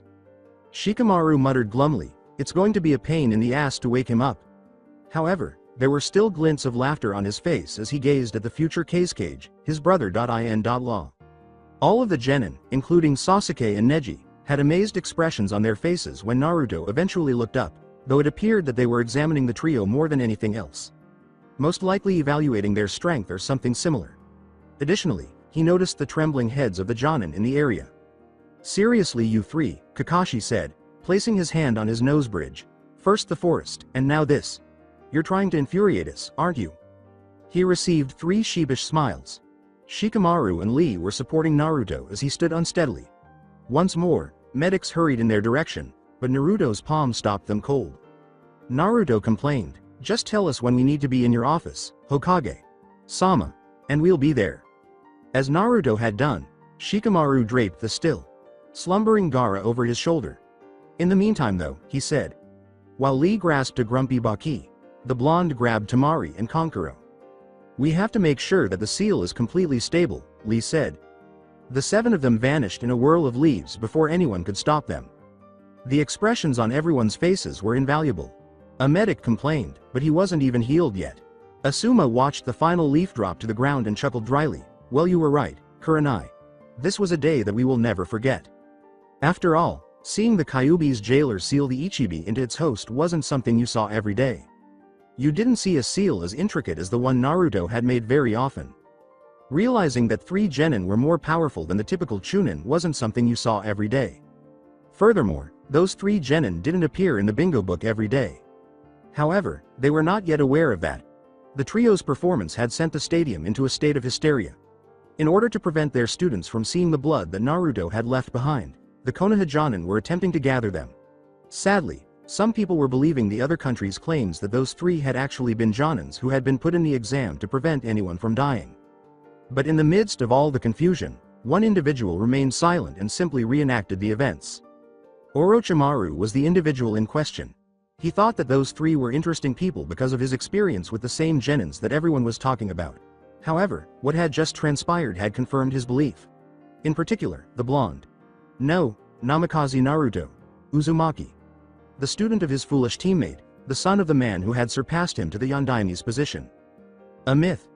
That boy might be his legacy and his salvation, and the other 2 would follow if Naruto joined him. Their kind of fidelity to one another ensured that they would. At that thought, the Sennin was practically drooling. He wanted the other 3 for their abilities, but he needed Sasuke for his eyes. Konoha had such talent. He didn't deserve it, but he did. Together, they could strengthen Otto and turn it into the world's most powerful country. It would be challenging to change the children's allegiance, though, as they were devoted to Konoha and the Hokage. Fortunately, however, he had Kabuto, a man on the inside. Maybe Kabuto would convince them to help him, make friends with them, and help him. That was a beginning, indeed. Throughout this month, Kabuto would approach them, find out what motivated them, and use that information to entice them to join him. He had power. All he needed to do was close those fingers and hold on to it tightly. On the training ground 12 fields where they had sunshined, Naruto fell to the ground. Most of his wounds were closing, but his breath was coming out in labored pants. His breathing slowed a little as his gaze settled on the clouds above him. He had detested being motionless for years because it allowed people who wanted to hurt you to find you. Now, though, he was grateful for the ground beneath him. How it held his weight, allowed him to unwind, and would remain there until he made the decision to move. Lee's voice made him blink and try to sit, but the pain shooting through his body made him feel very weak. Ruto. He was led to an upright position by two powerful, independent hands, which allowed him to rest on their support. Shikamaru gently fingered the areas of his ruined jacket where Gaara's sand had torn through, saying, "You did good, Naruto." His voice sounded rough and solemn. "Thanks, guys." The boy was more tired than he ought to be. In order to get Naruto to take off his jacket, the Nara opened a spare black shirt he owned and pulled it over his head. As he observed Naruto's many wounds, Lee remarked lightly, "You need a medic." However, his body language was anything but subtle. Naruto grunted. Later, he stood up with some difficulty, balancing on the edge of peril. However, Lee and Shikamaru were there to support him once more. He slowly looked into Temari's, Kankuro's, and Baki's eyes, observing their astonished looks while doing his best not to laugh. He finally said, "I guess you want some answers." He then looked down at the still slumbering Gaara, who was curled up in the fetal position and looked very much like a baby. Naruto nearly thought he would start sucking with his thumb in his mouth. The man carefully sat down again, closer to Gaara, so he could see his handiwork while being mindful of his wounds. "What did you do?" Kankuro inquired abruptly and a little frightened. "Why is Gaara sleeping, and not losing control?" Lee said, like Naruto-kun said before, understanding that his best friend was worn out, he stabilized Gaara. Sans seal. The previous seal was unstable, and detrimental to his health. "I came across his handiwork in the forest." Lee's lips parted in a grimace. He was bloodthirsty, volatile, and unemotional. Temari interrupted and said, "Hang on, he was, you mean he isn't right now?" After a minute of staring at his future wife, Shikamaru shook his head and resisted the urge to embrace her. No, Naruto changed the seal completely. Before, Shukaku was in control. Right now, Gaara is. With the seal fixed, he'll be able to sleep without letting the Tanuki take over. With his gaze fixed on Naruto, Baki said for the first time, "That's impossible. What you did is impossible. You, Akozu, changing the foundations of a seal that one of our top seal masters created. It is impossible." Naruto gave a mocking sneer. "Top seal master? Chiyoba Sama might be a highly respected member of Suna's council, but a seal master she is not. I know more about seals than anyone in this village, except Jiraiya Sama." "How did you know?" Naruto sneered, his anger evident. "That's not important. That seal was done with no effort whatsoever. There was no creativity, no thought behind it. The only purpose it served was corrupting Gaara's mind, and allowing an entire village to live in fear." His voice was stern and condescending. Jinchuriki are chosen because of their ties to the leader of a particular village. Gaara's the son of the Kazekage, and he's supposed to be loyal to that village. Theoretically, it's sound, but in this case, it backfired. Kankuro asked, "What do you mean?" as he sat down on the ground beside his brother and gazed at him inexplicably. Unfathomable emotion surged towards the boy as Naruto put a hand on Gaara's shoulder. By accident, this was his baby brother, the one who was most frequently teased and had the youngest and most tailed beast inside of him. He sighed and turned to face Kankuro. "You fear Gaara?" There was no question. After hesitating, the Suna Genin nodded. "He's." Naruto's gaze returned to Baki's and he said, "I understand. Do you understand what it's like to be judged by your village and your home, to be feared, to not understand the touch of a mother or the encouragement of a father, to have people come after you and try to kill you just because you exist, to feel the glares on your back without knowing why, and to feel so damn alone, Baki-san?" For a moment, the man's eyes widened. With a choked laugh, the boy said, "Don't answer that, it was rhetorical." He inhaled deeply, adding, "But that's how all Jinchuriki feel. We are kin because of the suffering and weight we bear." "This boy is my kin," Naruto said, placing a hand on Gaara's tattoo. "I am the jailer of the Kyuubi, the ninth and possibly most powerful of the Biju, as I mentioned before. Since Gaara is a member of my family, he is in my care and protection. I see it that way, even though our residents don't." Nobody said anything. This kid may not look it, but he's hurting, Naruto said, wiping away a stray tear that had fallen on Gaara's forehead. A lot. Too much. The agony is intolerable, particularly if you have no one with whom to share it. The village wants him dead, despite the fact that he is meant to protect it. Even though you three are the Cage's children, when has he given any of you a moment of his time? When has he told you that you were doing well, given you encouragement, or complimented you? Gaara wants to destroy Suna rather than protect her because it reminds him of the suffering he has endured for a long time. Temari knelt beside her brother and, to her surprise, saw that the boy's eyes were glistening with unshed tears as he spoke. Why? The girl choked on her words as she whispered, why are you concerned? With his fists clenched into balls, Naruto's eyes grew piercing. How can you even ask that? She gave a straightforward response, because no one has ever said that before. No one has taken the time to see things from Gaara's perspective. Nobody has recognized him as Gaara. Just a. You mean a weapon? Temari nodded as Shikamaru quietly interrupted. Lee snarled, but that is flawed logic. All ninjas are weapons, tools for their villages, but Jinchuriki are the ace in holes. The human sacrifices who are meant to be used. It is the Cage's responsibility to ensure that these alleged sacrifices are seen as heroes rather than outcasts. Sadly, this implies that no Cage should be using that title since any leader who doesn't deserve it is unworthy of it. After a few moments of silence, the blonde boy sighed and spoke again. Lee. Naruto's voice became warning, and the boy retreated. Look, we wanted to make sure the seal was stable, which is why we brought you here. We'll take care of that and let you people go. Naruto studied his work with experienced eyes, searching for any errors he might have made. No, everything appeared to be going well so far. Odd over odd, as Ao-san had stated. 1/3. He took a moment to look at Gaara, who would be a great Cage, just as he had been, but this time he wouldn't die. Instead, he would find happiness, start a family, and lead a good life. That would be Naruto's gift to him. Bile rose in Naruto's throat as scenes from Gaara's death flashed before his eyes. No, he said, not if Naruto had any say in it. He shook his head, stood, and gave the other Suna shinobi a gentle smile. Everything appears to be in order. By nightfall, he ought to be awake. We'll find you when he does. We'll find you, don't ask me how, all right? When he wakes, I'll hold you to what you just said, Uzumaki, Bucky said, nodding and whispering something to Temari while having Kankuro carry Gaara bridle. Style. The tree. Bark Inn is where we're staying. You must be aware of its location. The three watched as Naruto simply nodded and the Suna shinobi disappeared, most likely returning to their lodging. Shikamaru sighed and gave Naruto a shoulder rub.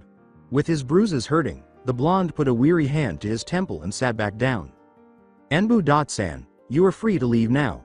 We'll head straight to the Hokage. Tenzo believed that he had done a good job of hiding his chakra signature, but it appeared that Uzumaki had taken him by surprise once more. That child, along with the others, were truly remarkable. It wasn't an easy burden to bear, and he doubted that anyone in this village had put themselves in his position, save perhaps for his two companions, the Nara and Guy's student. From the way they spoke, it sounded as though they hated the idea, the very concept behind a Jinchuriki. Even he, a hardened soldier, had experienced guilt when he heard the child discussing his burden. How were you aware of my presence? With his arms folded across his chest, the Anbu appeared in front of the three genin. Uzumaki raked a hand through his already disheveled hair and said, I sensed you the second you arrived. Tenzo grinned wryly beneath his mask as the Nara gave him a look that made him say, we figured that the Hokage would send someone after us. This child was actually his father's son. If Tenzo recalled correctly, the last child, Lee, said, Naruto-kun is injured. We shouldn't be wasting our time making small talk, Tenzo said. Kindly lead us to Anbu-san, the Hokage. Guy's prodigy was correct. Uzumaki was standing straight, but his breathing was a little shaky, and the wounds he had sustained had not yet healed, despite the Kyuubi's healing effects. Hold my elbow, Uzumaki. Since you two have already shown that you can teleport, kindly proceed to Hokage Tower so that Hokage Sama can speak with you all about a few matters. In the room with him were the remaining Konoha Jonin senseis, a few chosen chunins, such as Iruka, Katetsu, and Izumo, Nara Shikaku, and a few Anbu, though they were concealed. Hiruzen was sitting behind his desk, waiting tensely for the four of them to arrive. The Nara head paced the room wildly, waiting for his boys to return, and he had been sent straight into the realm of disbelief when the Hokage had contacted him about what had transpired over the last 5 days. He was aware that his children, yes, he thought of all of them as his children, were strong, but to stop Orochimaru and then seal a tailed beast? They all needed to give Yoshino a serious explanation, not to him, but to Yoshino, who was prepared to flay them alive and then cling to them so tightly that they would never be able to get away. The conversation was not going to be pleasant. Nevertheless, Shikaku had a theory, one that he had developed over the course of the previous 5 days. It was wildly improbable, but sometimes the most unlikely conclusion was the correct one, and he intended to speak with them in order to possibly solve the mystery surrounding Uzumaki Naruto and his 2 closest friends. The arrival of the people they had been waiting for was marked by a puff of smoke and the falling of leaves. The eyes of Shikamaru and Lee, who were standing erect and looking anxiously at Naruto, who was using Yamato as support, widened when they noticed that Shikaku was also standing there, his eyes full of shock as he took in Naruto's weakened state. Naruto-kun. 2 medics immediately followed Sarutobi as he jumped into action, and this time Naruto allowed them to remove his shirt, exposing the damage caused by Gaara's sand. The boy's arms and torso were covered in gashes, some of which were partially healed but still dripping blood. Some of the gashes were as deep as an inch. The boy was obviously not fine, as evidenced by his slurred words, "I'm fine, Gigi." Shikamaru and Lee never left their positions during this time, instead focusing on examining exits because it never hurt to have an escape plan in case of emergency. The medics cleaned and repaired each wound one by one until only faint scars were left. After the medics had finished with the boy 10 minutes later, Naruto was wrapped in bandages, which caused Lee and Shikamaru to snicker. Naruto then gave them a death glare. They continued to talk despite that, but when they turned to face the Hokage, who was closely observing them, their faces darkened. At last, Naruto let out a sigh and combed his hair, a gesture that conveyed his frustration and anxiety. Sarutobi smiled wryly and said, "Naruto-kun twice in 5 days. Do you intend to complete a hat trick?" Naruto's lips turned upwards as he said, "What can I say? I guess with me, with us, everything becomes complicated." Iruka shuddered at the thought of the wounds covering his favorite genin and muttered, "You can say that again. Since you chose to depart before the final exam results were revealed, Naruto, you will be facing Hyuga Neji, and Shikamaru, you will be facing Sabaku no Tamari." "So," the Hokage said, his eyes hardening a little as the 3 genin snapped to attention. "Lee, since you had already forfeited." "I apologize for disturbing Hokage Sama," Shikaku interrupted, glancing at the children, particularly Shikamaru, and observing their tense expressions.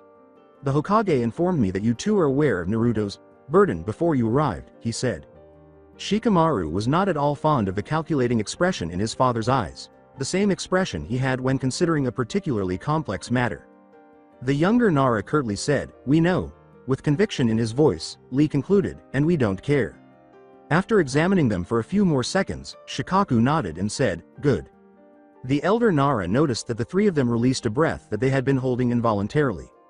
"We don't see the level of skill that you all demonstrated today, especially you, Naruto. None of you are obviously at a genin level." Sarutobi started out slowly, watching their responses. Sadly, none existed.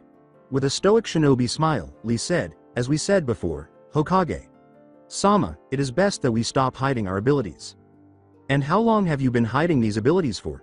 the elderly man asked, leaning back in his chair and tying his fingers together. "A while." Naruto looked at the elderly man, attempting to understand his perspective. "That won't work, kiddo," said Sarutobi, laughing and pointing to Naruto. "For what length of time?" He turned to Shikaku and said, "Nara Sama," without the casual Shikaku-san he usually use. "When you first asked how we knew each other, we said that we had been training together," the blonde said, clenching his fingers. "Oh well, it was worth a try. Although this is true, we never disclosed to you how long it would last." Inhaling deeply, he gazed directly at the Hokage and said, "We've been training together for 6 years." Since there was no deception, the old man was unable to detect it. In theory, when they started training together, Naruto, Shikamaru, and Lee were 16 and 17 years old, respectively, and they were all 20.2 or 23 years old, so that was 6 years. Kakashi exhaled. Naruto must have been 6 years old when he started training, and now that he was wearing that ridiculous orange jumpsuit, was that the reason? Still, it demonstrated skill and talent, which Anbu sought, to hide for so long and fool the Hokage for so long without being detected. Iruka whispered, "Naruto." Still incredulous that these academy dead lasts had this much potential. "Hokage Sama," Shikamaru said, bowing slightly. "We've already explained to you why we're keeping these abilities hidden." He puffed on his pipe and watched the ringlets of smoke dissipate. Indeed you have, Shikamaru-kun. Before we get to what happened during Lee Kun's fight, I hope you all realize that the other nations present will be taking an interest in you. Naruto in particular. We are aware. And for that reason, we think that these tests are the best method to strengthen our deteriorating relationship with Tsunagakure, Naruto said. Shikaku arched an eyebrow at that, but tensed inside. Naruto-kun, would you mind explaining? With a slight snort, the boy surveyed the room and said, come on. Every one of us is aware that our treaty with them is a complete farce. Suna is merely a nominal ally. Suna will not defend us in the event of a war. No country would, in fact. We'd be on our own. Although the new Mizukage seems to be making an effort to atone for the past, Kiri will need some time to recover, perhaps a year or so. Right now, Suna is our only chance to form a strong alliance. The child was right, and the shinobi in the room tensed. Today, what you saw was probably the foundation for a new treaty, Lee stated gravely. How are you so certain? Katestu asked, his curiosity beginning to seep in. After a moment of hesitation, Shikamaru said, the genin, the one that Lee fought, is Naruto's. He's Naruto's brother by circumstance, a fellow Jinchuriki, and the son of the Kazekage. The Nara didn't contribute his thoughts to the discussion. You're correct. You mentioned that younger siblings shouldn't intentionally harm their elders, Asuma said, stroking his beard. The people who hadn't heard this gazed at Naruto with interest and curiosity. Naruto gave a nod. Shukaku immediately recognized me, or rather, the Kyuubi. Unlike my seal, Gaara's seal was pitifully weak and was unable to filter the Ichibi's chakra. Gaara was influenced by the beast, who referred to himself as Gaara's mother. I believe that his sexuality is a major problem for him. A few people chuckled at that. However, the point is that Shukaku could never have exerted such control over Gaara if Gaara had possessed a seal similar to the one I created at the outset. Naruto concluded in a low voice, he couldn't sleep because if he did, the Tanuki would take over. Quiet. Some of the people in the room appeared shocked that Uzumaki Naruto had made such a strong seal that it could suppress a biju. Genma chewed on his senbon while glaring at the blonde. Uzumaki, answer this honestly. Hi. Are you a master of seals? Shikamaru glanced at the Jonin beside him. Oh. The question was, should he lie or answer that honestly? Lee, on the other side, cocked his head in the slightest of ways. Shikamaru simply sighed and muttered something quietly bothersome under his breath, but Lee wanted him to be honest. Another half. Truth. I am. Becoming one. Hopefully. These were mounting and would eventually really bite them all in the butts. Genma exclaimed. If that's what a master in training can do, I shudder to think what a true master can do. The boy tensed up, his eyes gleaming with sadness and melancholy. You're witnessing the work of a true master, Genma. Senpai. Didn't the Yondaime seal the fox into me? And he died as a result. Naruto closed his eyes, grieving for his mother and father, and failed to notice the flinches that were moving through the room and the guilty expressions that almost everyone was wearing. However, there was something unusual about Naruto's statement, and it was causing Shikaku to become alarmed. To become as proficient in seals as Naruto had required studying scrolls, specifically Uzumaki scrolls, which Naruto did not have access to. Not everyone was able to become a master. In fact, only Uzumaki Mito, Sama, Kushina, Minato, and Jiraiya were able to claim the title of master because they were either Uzumakis or had close ties to the Uzumakis. There was no denying that the child was born with a knack for sealing, but it was astounding how skilled they were. Naruto-kun. His eyes met the boy's blue ones. Do you know about the history of the Uzumaki clan? Shikaku. The elder Nara turned his attention away from the Hokage and toward the boy who had just appeared startled. The legacy of the Uzumaki clan. Some of the others were thinking the same thing, but the majority knew what the Jonin commander was referring to. Haruka repeated, not even knowing there was such a thing. Naruto-kun. Naruto gritted his teeth and cursed the Naras inwardly for being so damn observant.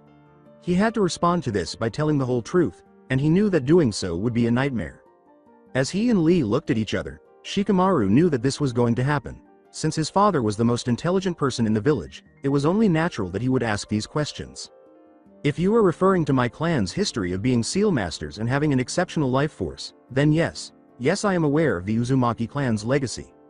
Naruto couldn't help but smile at the commander's contented gleam in his eyes.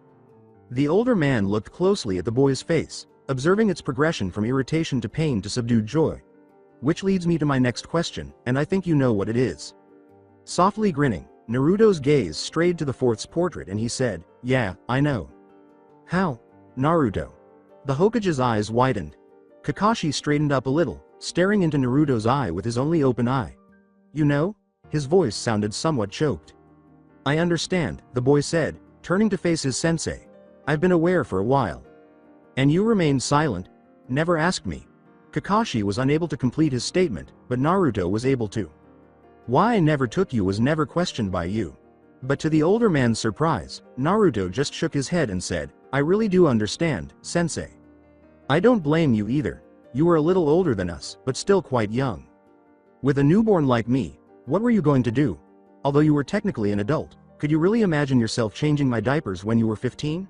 I had every intention of finding you, beating you to the ground, and forcing you to adopt me when I first learned about it. However, that is foolish. Now you're attempting to make things right? After all, you are my teacher. By the way, I want to thank you for the nightcap and for watching out for me as a child." Kakashi gazed at Naruto for a moment, a sour grin creeping onto his face beneath the mask. He was a coward who had abandoned his duty to the boy who was meant to be his only family, and he deserved a slap on the face, a Rasengan to the balls, and the opportunity to start over. "You really are the most erratic ninja, Naruto. You are also the son of your father. If he had been in your position, he would have said the same thing." For a brief moment, his pupil's eyes were horribly shiny, and for the first time in this timeline, someone had finally admitted that Naruto was, in fact, his father's son. "Arigato. He's like his mother." Shikaku was deadpanned. "The pranks that you've pulled over the years are eerily reminiscent of what your mom did back in the day." With a sly smile and a proud hunch, Naruto said, "We Uzumakis are born pranksters after all." "Pardon me if I don't understand, but what are you talking about specifically?" Iruka gave a sheepish scratch to his head. His father snorted as Shikamaru put a hand on the bridge of his nose and sighed, saying, "Explain." "Let me introduce myself to you, Iruka." "Sensei," Naruto said, grinning at his older brother figure while glaring at his best friend. "As the son of Uzumaki Kushina and Namikaze Minato, the Yondaime Hokage, I am Uzumaki Naruto." Iruka looked around to see if this was a joke, but all he saw were the Sandame's pride, Kakashi's remorse, and everyone else's sadness, with the exception of a couple Chunins who appeared to have been electrocuted. The scarred Chunin inhaled, "Kami above, you're Namikaze Naruto." The boy rubbed his chin. "I guess it's Uzumaki. Namikaze Naruto. Doesn't that make sense when you consider it? When his son was present, why would the Yondaime seal the fox into a random orphan?" Naruto's voice carried a trace of resentment. He had been wondering why him for a long time, and then he had been given the answer during Pain's invasion. Lee mumbled, finally. He was pleased that his best friend had once again merited the moniker he had adopted when he became Hokage. "You were aware?" "Hold on, don't respond to that. You knew, of course," Hiruzen said, massaging his temples. The three of them laughed. After Shikamaru ruffled his hair and Lee gave him a gentle shoulder punch, Naruto confessed, "They're my best friends. My brothers really. They won't pass judgment, so I can tell them anything." With a loving expression on his face, Shikamaru continued, "The reverse is true as well." Shikaku's soft, speculative eyes studied the trio before him. Indeed, they are brothers, formed through years of acquaintance, training, and survival. War brothers. Why Naruto? Why these three? Why did they have to bear a burden that no other genin in their generation had? The Hokage stood, his eyes watering. Naruto. He strode to the genin and gave him the tightest embrace he could, causing Naruto to tense up briefly before imitating the Sandaime. "My child, I have made mistakes. Additionally, a good leader acknowledges his mistakes in order to grow from them. Your parents didn't want this village to view you as a hero." The Sandaime's voice became hostile. "I am responsible for it not doing so. I had prayed and hoped that by outlawing discussion of the Kyuubi, the next generation would not harbor the same animosity toward them as their parents did." With sharp eyes and a quiet voice, Naruto whispered, "Hatred breeds hatred." He wished the Sandaime would stop acknowledging their mistakes and take action instead. A parent serves as a child's primary mentor. A child will only imitate their parents' movements in order to become like them. I'll admit that for a long time, I didn't understand why I was despised by everyone, but after I made friends, those friends became my family. I was able to survive in this way. And Gaara wasn't because of that. He was alone. The boy hesitated before continuing, aware that everyone was listening to him. Of course they were, he said, recalling that he was speaking in his Hokage voice. Even his own siblings did not love him. Every Jinchuriki experiences the same suffering, regardless of how well integrated they are into society. I could therefore refer to Gaara as my brother. We are bound together by harsh circumstances, intended to be weapons and tools for a village. Konoha has always owned the Kyuubi. Mito-ba. Sama came first, followed by my mom and me. Sarutobi's brow wrinkled as he heard sharp intakes of breath. Naruto shouldn't have known that. You're correct. All of the Kyuubi's Jinchuriki have been Uzumaki. For this reason, after Uzu was destroyed, my mother was taken to Konoha. She was not only a direct descendant of the Senju clan, but her unique chakra also made her a contender to succeed Mito-ba. Sama. Even without the Kyuubi, we all possess enormous reserves of chakra, making us excellent candidates to serve as the beast's jailers. Tsunade. Sama was only one fourth Uzumaki and could have also become the Jinchuriki, but she was older and thus had developed chakra coils. Naruto. How do you know this? With a hint of suspicion slipping into his inquiry, Hiruzen asked. He responded quickly, maybe too quickly, based on the way Shikaku narrowed his eyes at him and Sarutobi gave him a look that said bullshit. Once I learned who my parents were, I researched everything I could about my clan, and connected the dots. With a gleam in his eyes, Lee continued, aside from you, Hokage. Sama, Naruto-kun is related to each of the Hokages. That he is, Lee-kun, said Sarutobi with a quiet laugh. That he is. He was extremely tired at the moment and was certain that the three children in front of him felt even worse. He would handle Naruto's minor slip later. There was silence in the room for a few moments, nobody talking after what had just happened. Almost everyone was startled when Shikaku clapped his hands together, and he had a sly smile on his face that made Shikamaru shudder. I believe it is time to bring these children home. They all need to rest because they've been through a lot, especially Naruto. Boys, isn't that correct?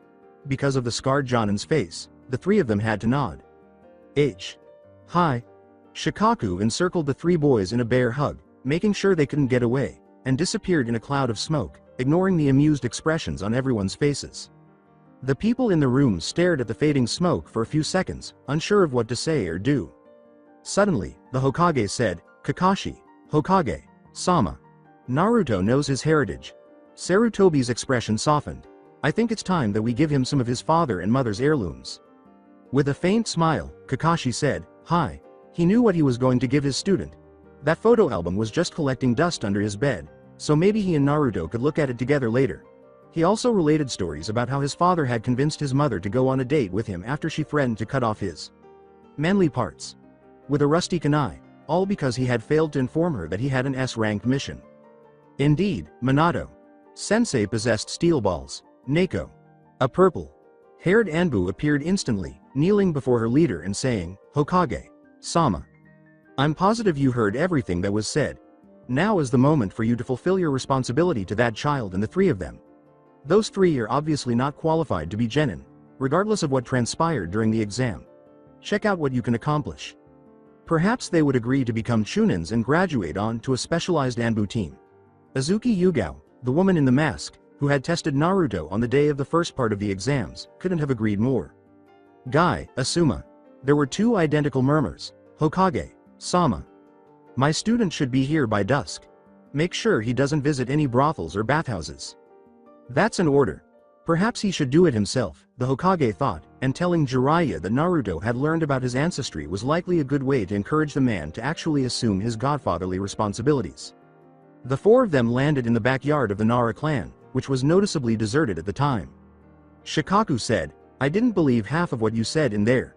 His dark eyes wandered over each of them, observing their body language, such as the slight tenseness in Shikamaru's left arm, Lee's instinctive reach for a concealed kunai, and Naruto's involuntary fingering of the pack on his pant leg.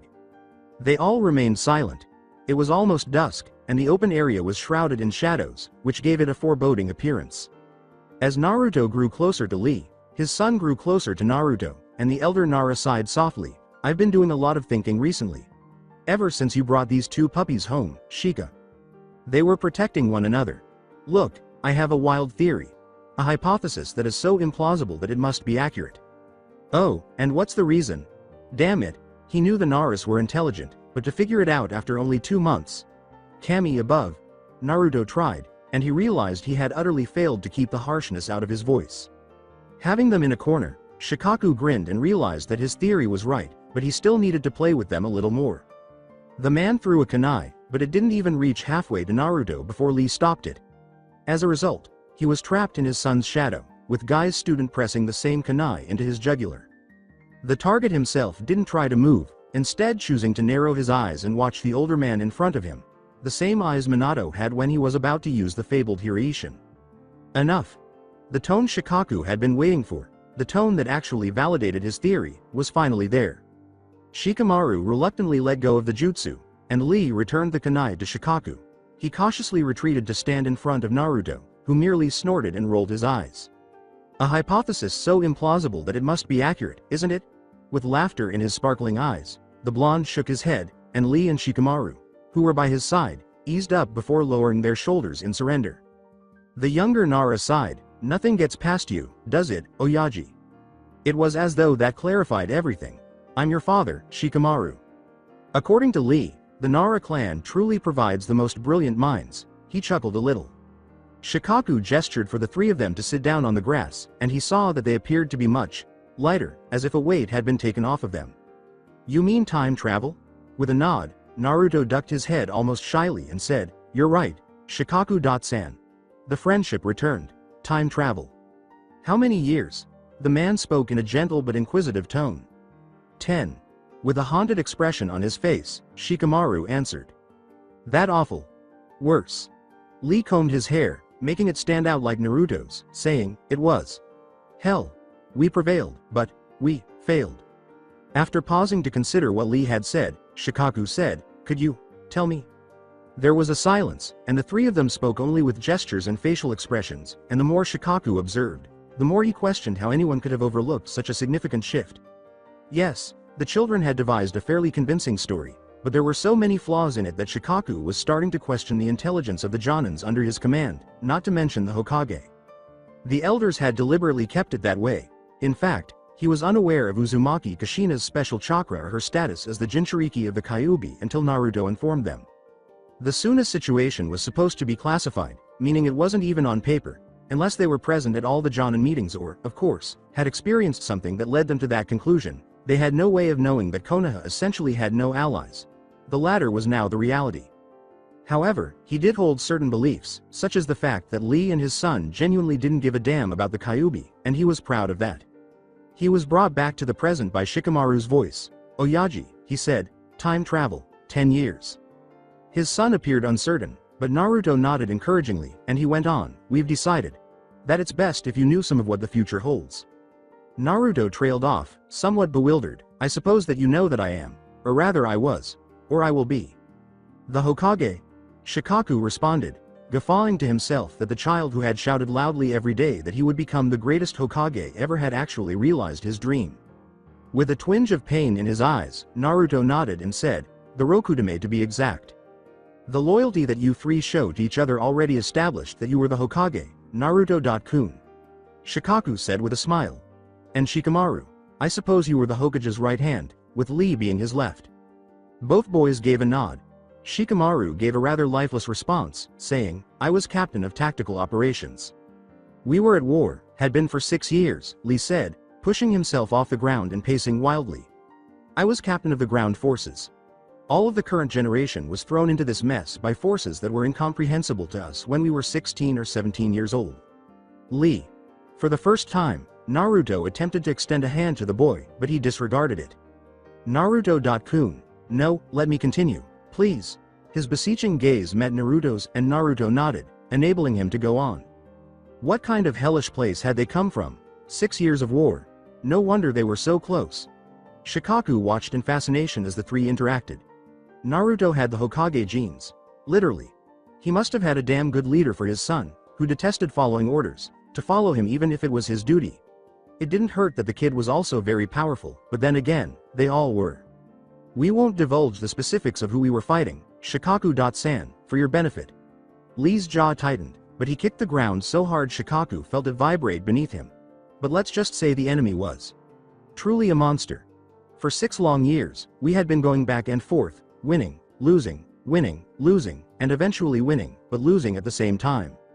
Shikamaru grimaced and said, We lost 80% of our forces before Naruto brought us back here. 80%? Who was this enemy? Shikaku thought, his eyes widening. Hold on. You were brought back by Naruto? The boy, man rubbed the back of his head and said, all I did was modify my father's legendary seal. Technically, it was the Kyuubi. Did the fox want to do this out of kindness or out of self-preservation? The Nara asked, stroking his beard. Both.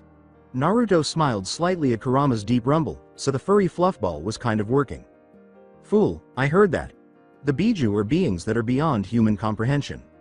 I had the fox under control by that time in the war, you know.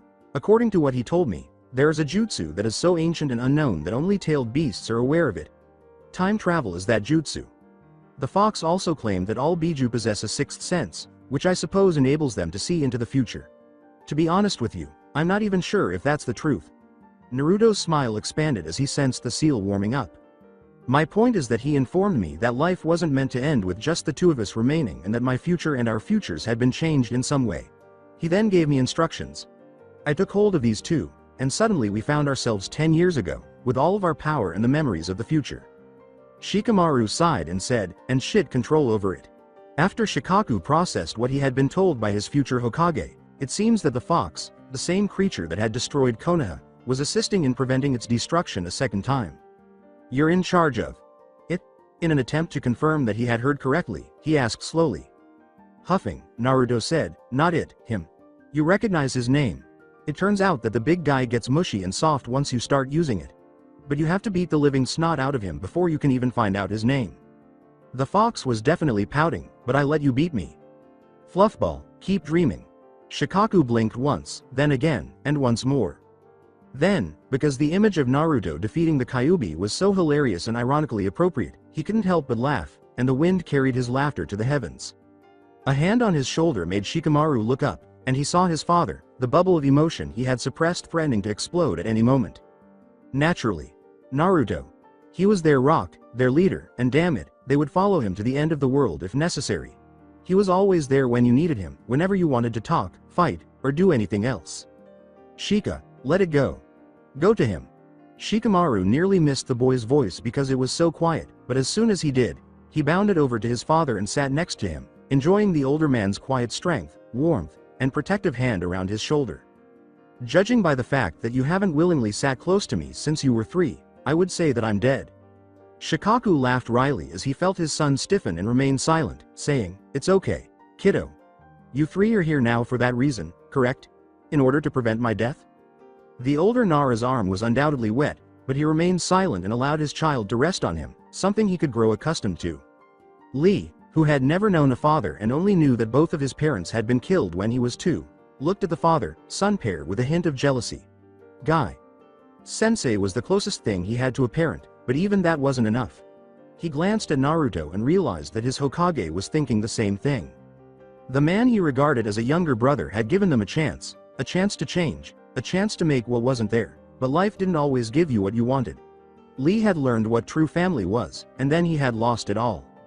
If you're the Rokudame, Shikaku said, calling the other 2 to come closer.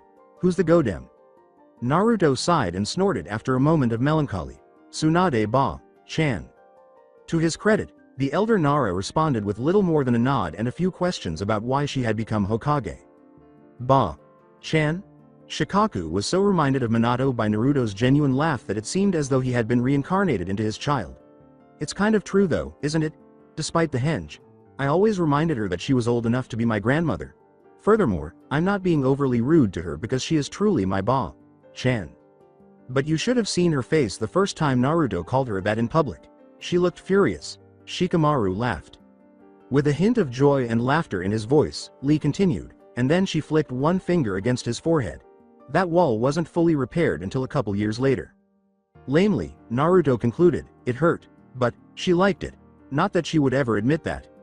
Shikaku abruptly said, I found a book in your room, a couple of them actually. The 3 of them stared at him before their expressions changed to reflect the realization. Without seeming overly agitated, Lee reflected, we did leave the house in a bit of a hurry that day. Naruto trailed off, glancing quizzically at Shikaku, did my book? The man grimaced and nodded. When Naruto laughed, he frowned at the blonde and said, it stung. Gomen, but you really shouldn't touch our stuff. Shikaku wiped a hand across his chubby cheeks and said, yeah, I kind of figured. May I know what the initials OR and RS stand for? Naruto shrugged after the three of them exchanged glances. The boy, man, appeared somewhat proud of himself. I assume you found Shikamaru's Cage Jutsu notebook. In that case, OR stands for Odama Rasengan and RS stands for Rasen Shuriken. As the clan head marveled at Naruto's skill, he asked, "So you learned your father's famed technique, eh? And expanded on it? To the best of everyone's knowledge, only Minato and Jiraiya used the Rasengan. It took years and was very complicated. I learned it in a week. Don't do that." That's it for today. I hope you guys enjoyed this great story. See you in the next one.